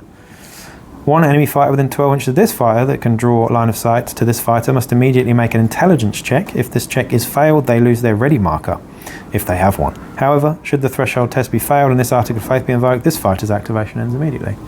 Pretty cool. That's got an 8+ threshold test there, so you'll need a couple of dice for that one to come off, but really, really nice to have. Removing ready markers from people can be very disruptive and very, very cool to do. So that's that one. The last one in the Path of the Faithful is, and those of warped and twisted limb shall be despised. Basically saying that they hate disabled people, which is not very nice at all. But there you go. While the Article of Faith is in effect, all friendly Cawdor fighters within 6 inches of this fighter and that can draw a line of sight to this fighter, including this fighter, may re-roll any failed hit rolls made against brutes, including spawn, pets, critters, or enemy fighters with mutations. Very situational, that one. Almost too situational to see much use, but it's nice to have it in there. But each of these tables has more useful ones and less useful ones, and then you can see already which ones are pretty cool there. This is, I would say, it still is one of the weakest paths of faith here, of the Articles of Faith. It's good, but it's not the greatest one, but it's pretty useful. Again, you can mix and match, and there are a couple in there that you might really, really like, a couple that you might not like so much, so you can do that as well. But there you go. That one's also got a 7+ threshold check as well on that one. So moving on to the next path. So in the next path of Articles of Faith, we have Path of the Fanatic. This one's pretty cool. It's pretty self-explanatory what the Fanatic does there. But they all have a theme that's based on fanaticism here. Now, they have, if you stick to the Path of the Fanatic, you get a special rule which gives you, when generating faith dice, an additional d6 is rolled for each friendly house Cawdor fighter that is engaged with an enemy fighter. So there you go. If you're engaged with enemy fighters, you get extra faith dice to roll. The last one we had, you get extra faith dice with champions and leaders that are on the board. So, the 6 Articles of Faith are as follows. The first one is, and lo, I did spread my wings, and the God Emperor carried me aloft. Whilst this Article of Faith is in effect, the fighter may add 3d6 to their movement when attempting to leap a gap. So you could... There's a 5+ threshold check here. It's fucking awesome. You can leap giant gaps on 3D terrain, and it's really, really fun. This is definitely one of the best ones out of the whole lot. When attempting to jump down a level below, the fighter can reduce the distance measured and therefore reduce the risk by d6 plus 2 as well, which is really cool. Players should note that, when invoking this Article of Faith, they must declare the move that the fighter intends to make, including the leap or jump. If this fighter fails to pass the threshold test for this Article of Faith, they must still move and attempt to leap the jump or gap. So pretty cool. If it doesn't come off, it's a 5+ threshold check though, so it's fairly easy to do on multiple dice, and just really, really fun. So I like that one a lot. The next one is, and by our pain shall he judge our worth. And that is, whilst this Article of Faith is in effect, this fighter improves their toughness by 3. However, this fighter will suffer a flesh wound. If the fighter did not pass the threshold for this Article of Faith, this flesh wound is applied immediately. If the fighter did pass the threshold test, this flesh wound is applied when the Article of Faith expires. So this is a 5+ threshold tech. Really, really nice. But you know, +3 to your toughness suddenly makes you toughness 6 on your average gang fighter, which makes you very, very hard to wound with strength 3 weapons as a 6+ with strength 3 weapons. So worth noting there. And without thought he smote them down. The fighter immediately makes a free charge, double action. And it doesn't use any of their actions, it's free. However, this fighter suffers -2 modifier to their hit for the remainder of this round. Should the threshold test be failed and this Article of Faith not be invoked, this fighter suffers -2 to hit for the rest of the game. This is a 6+ to use though, but really, really cool in a clutch just to get in there. get in there like swimwear. If you've got lots of attacks, then great. It's a 6-up threshold check to do, so it's not too hard either. Quite cool, that one. Not amazing, but quite cool. The next one is, and his feet carried him into the fray. This one is great. So this is a 2-up threshold, so very, very easy to do on 1 dice, and absolutely guaranteed on 2 dice if you really want to do it. The fighter can make an immediate free move simple action. However, this fighter suffers an immediate flesh wound, regardless of whether they successfully pass the threshold check or not. However, having a free move is just fantastic, because all of a sudden you can move and flame with your fire pike. So you basically got a hip shooting fire pike, a hip shooting blunderbuss. That's what I would use it for myself. Or you could move and then charge. There's a number of different things you could do there. It's just awesome being able to have that. At the cost of a flesh wound, I don't think that's too bad either. If it's a real clutch move and you want to get the extra distance on your fire pike or whatever, then fantastic. Really, really good for that. And it's important to note as well that if it doesn't come off, you still suffer the flesh wound, but it's not the end of the world, really. It's not that bad. A flesh wound is a flesh, 'tis but a flesh wound. Yeah. You can tell I need some more coffee at this point. It's going to be a long, long day. And he stood defiant upon the mountain. I can't imagine there are many mountains in the Underhive. I imagine the mountains that there are just scrap. Or mountains of bones, in fact, when you're talking about Cawdor. But this one's pretty cool. When this fighter is hit by a ranged attack, they did not become prone or pinned. However, whilst this Article of Faith is in effect, the fighter is unable to perform take cover.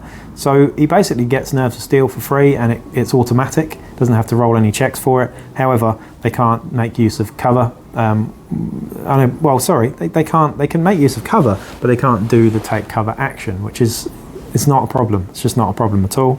But they do not benefit from partial cover either. So so you can have full cover but not partial cover by the looks of it. And the threshold test on that is a 5-up too. So really, really good, that one. Like that one a lot. Particularly good for letting your templates keep standing so that you can use them next turn when they activate or whatever. You know what I mean. I'm rambling at this point. And he gave unto them the Emperor's mercy. Unlike other Articles of Faith, this one is not invoked at the start of a fighter's activation. Instead, a House Cawdor fighter may interrupt the activation of an enemy fighter that wishes to perform a coup de grace action against that House Cawdor fighter. If the threshold test is passed, this fighter may interrupt that fighter's activation to perform a free fight basic action, targeting the fighter performing the coup de grace. Note, this may prevent the coup de grace from happening. Someone wants to coup de grace your leader who's got an Eviscerator, and you stand up and use that Eviscerator back on them. Really, really cool. Really cool. 5-up threshold check as well, so really nice to use. Lovely. It's basically, there's a tactics card called Hard Stop. This is basically Hard Stop. Pretty cool, and could potentially still keep you in the game as well, because if you fight them off and kill them and then you recover next turn, awesome. You've kept yourself alive there and you've taken them out in the process. So great for powerful close combat weapons, or just great in general, to be honest. Very, very cool. The next one is Path of the Doomed. Now, Path of the Doomed is my favourite path, I would say, because it's just fucking awesome. I think most people like this one the most. It's arguably the most powerful as well, I would say, on its own. But again, if you want to be really powerful and break the game a little bit, then mix and match some of these, and you're probably going to take some of the Path of the Doomed ones because they are so good. So the unique thing for Path of the Doomed here is if the leader is seriously injured or has been taken out of action, or if the gang has failed a bottle test, Faith dice are generated on a 4+ rather than a 5 or 6. So you're kind of relying on being under the pump there to be able to actually use that, but it's still pretty cool to have, because a 4-up is much more likely than a 5-up generally. And the people rose up in their multitudes to aid him. If the threshold test to invoke this Article of Faith is passed, the fighter may forfeit their actions for this activation to add D3 extra Cawdor fighters to the battlefield. These must be fighters belonging to this fighter's gang who are not part of the crew for this battle. These new fighters arrive immediately and are deployed with ready markers, touching the battlefield edge close to this fighter, but not within 9 inches of an enemy fighter. However, should the threshold test be failed and this Article of Faith not be invoked, once one randomly determined fighter belonging to this fighter's gang that is not part of the crew for this battle is immediately taken captive by the enemy. This is an 8+ threshold check, but is one of the most broken things about this list. Just think about that for a second. Adding D3 extra fighters to the game when you've already got the +1 Brethren rule and you've already got the D3 Juve rule as well. Just being able to out-fucking horde the hell out of people is insane. It's worth noticing that you can do this multiple times with multiple fighters and bring on even more fighters. So you can really, really, really roll deep with this one. And all of a sudden you've got 20, 30 fighters on the board when you should have had 7. So worth thinking about that one. I'm sure some of you are going to get in the comments and tell me some instances where you've used this to amazing effect and you've done some crazy things with it, and that's great. I'd like to hear about that. But there you go. The next one. And by the manner of his death did the Emperor judge him. The fighter may immediately perform a single move simple action. After they have moved, center a large blast 5-inch marker on them. All fighters under the marker suffer a strength 3 AP damage 1 hit. Once all hits have been resolved, the fighter goes out of action. This is what your bone pickers are for. They are human bombs. That is just fucking awesome. Particularly, the only thing that I don't like about that is that it doesn't have knockback. If it had knockback, it would make it so much more potent because you could run up a stairwell or across a gantry and blow people off. It would be really, really cool. You can still do that because people still go pinned and fail their initiative checks, but just really cool to have the knockback would be really nice. But it's still fucking awesome. A 5+ threshold as well. That makes it really, really powerful. I love that one, particularly on a 20 credit Juve, just to be really annoying and just run up to somebody and blow yourself up is really, really funny. And just really fun in general, to be honest. And in the grace of the Emperor, even the death was defied. Whilst this Article of Faith is in effect, this fighter ignores the effects of being seriously injured and cannot be taken out of action until the end of their next activation, at which time they automatically go out of action. Really, really cool. I can think of several ways that you could use this. It's an 8+ threshold. I'm not going to get into the specifics of that. I'm sure you can in the comments explain why that one's really good, because it is. I can think of lots of things off the top of my head and lots of scenarios that you could use that in. And lots of shenanigans you could do with that one. The next one.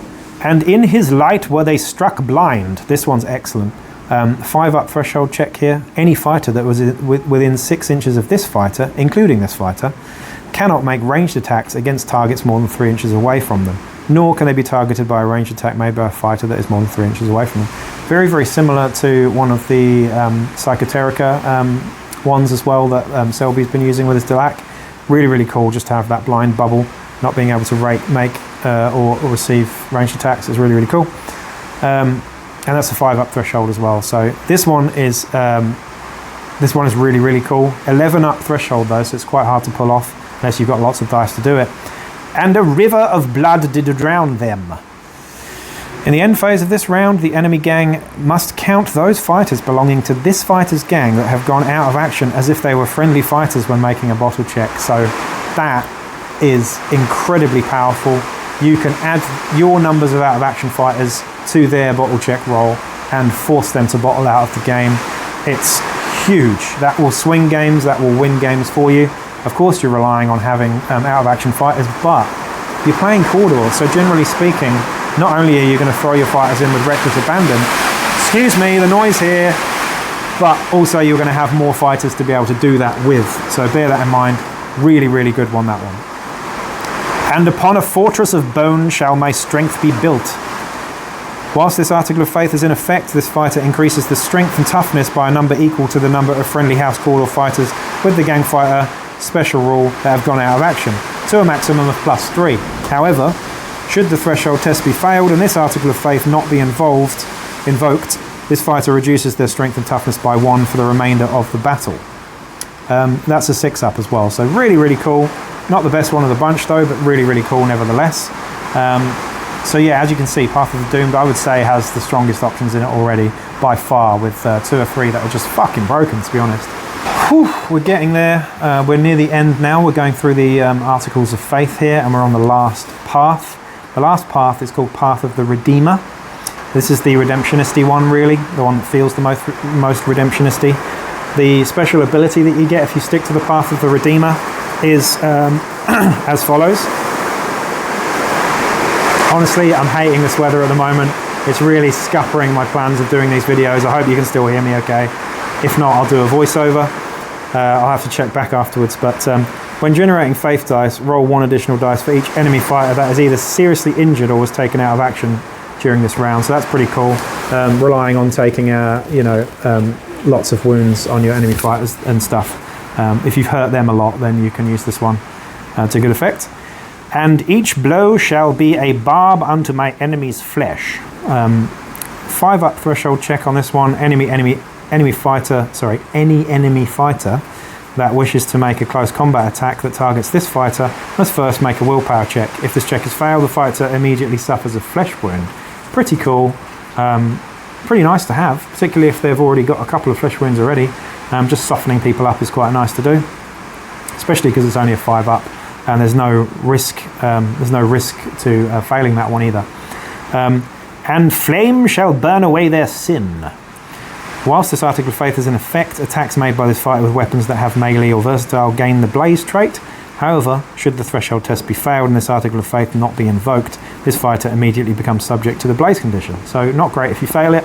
It's a 3-up threshold though, so you're not likely to fail it, so you're going to want to make sure that you don't become subject to blaze there though, because that is really nasty. Pretty cool though. And with iron teeth shall they be devoured.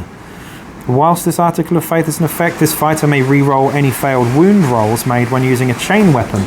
This is a 5-up, so pretty cool. Chain swords, chain axes and eviscerators become far more potent all of a sudden, and that's definitely worth using. That's one of my favourite ones in the Path of the Redeemer by far. And agony brought the unbelievers low.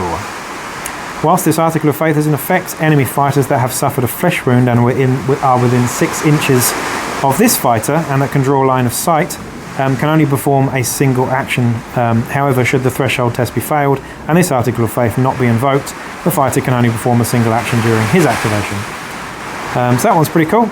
The next one, and in his gaze were they found wanting. I've used this one as well. I quite like this one.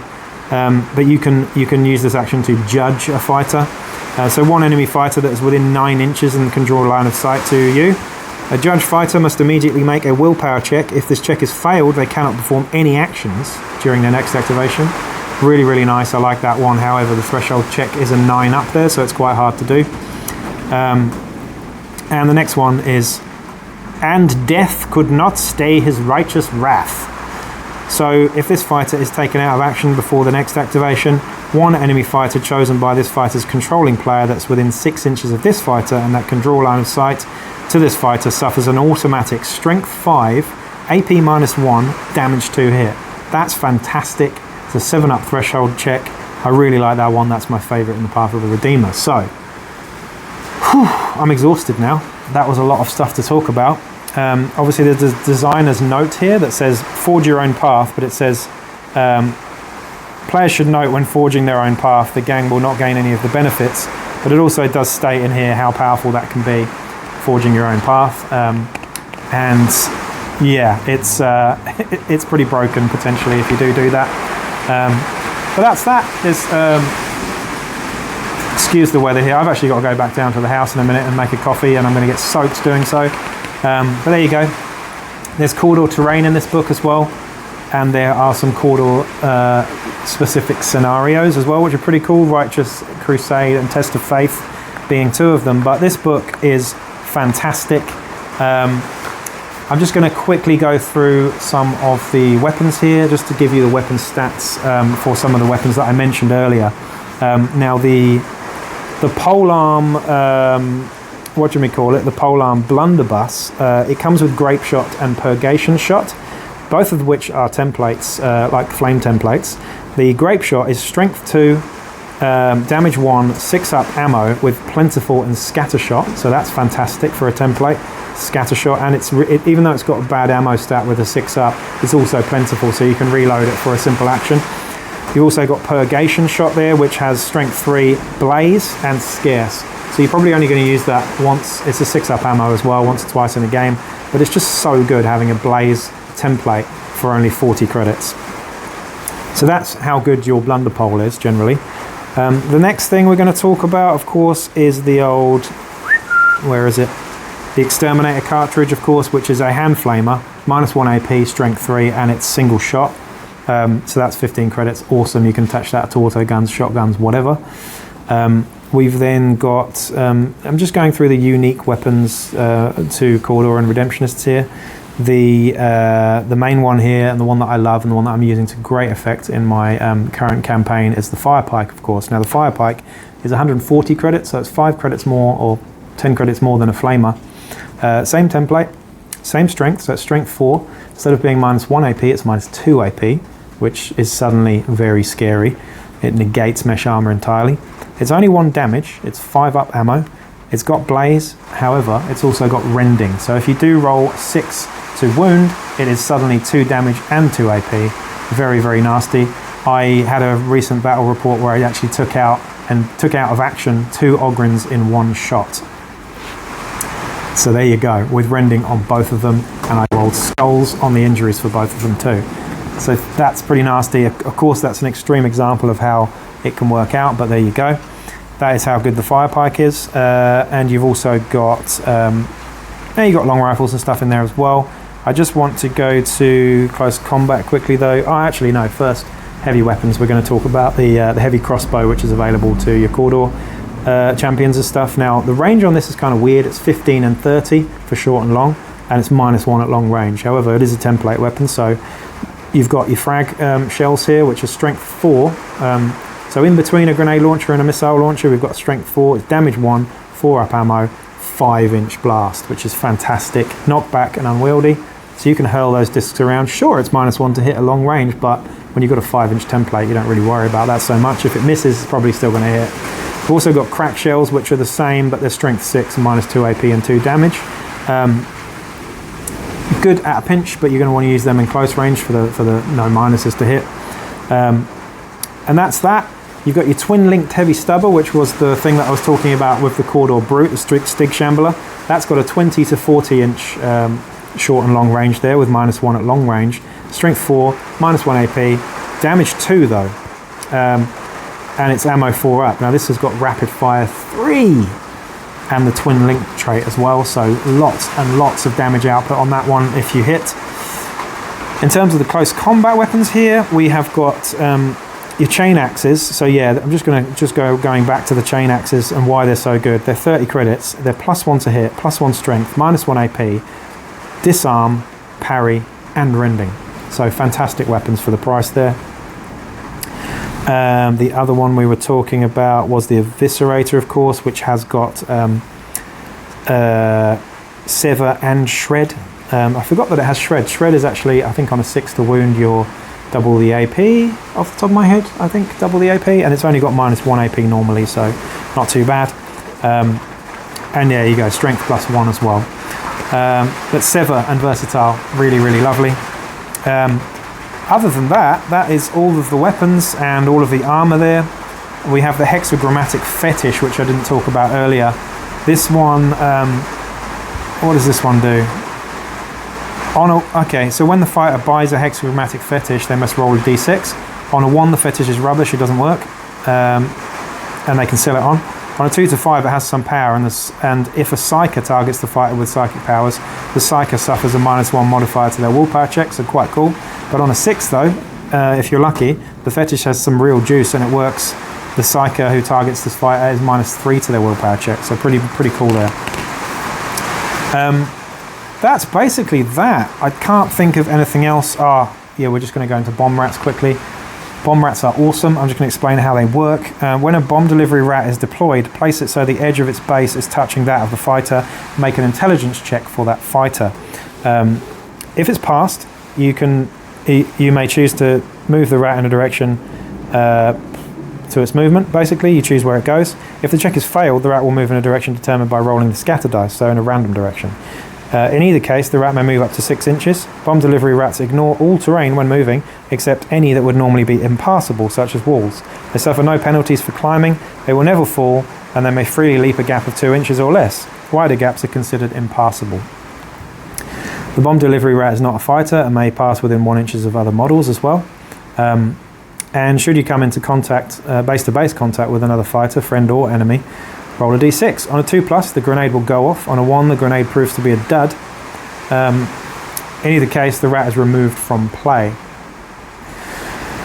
So pretty cool. At the start of every subsequent round, after rolling for priority, blah, blah, blah, blah, check to see if it's still within 9 inches of the fighter that deployed it. If it is, that fighter is standing and active and prone. Make an intelligence check. If you pass, you get to still control it. If you don't, then it moves randomly, basically, from then on. But you can give these guys demo charges, blasting charges, and incendiary charges, and they are really, really fun. Send them around a corner, up a stair, whatever, blow people up. They're quite expensive, but they're just really, really fun. And you can team them up with that skill that I mentioned in the Piety tree earlier as well, if you so wish. So, looking through the rest of the list there, Cawdor do get some great tactics cards, but I'm not going to go into them at this point because that is fucking everything you need to know about the House of Faith there. I'm exhausted, but I really hope you enjoyed that. I've now got to spend the rest of the afternoon editing this video and getting it up for you. I'm not sure which house I'm going to do next, so maybe we'll have a vote. Maybe you can decide which house I'm going to do next, whether it's Escher, Goliath, Vansar or Delac. Those are the 4 that I've got left.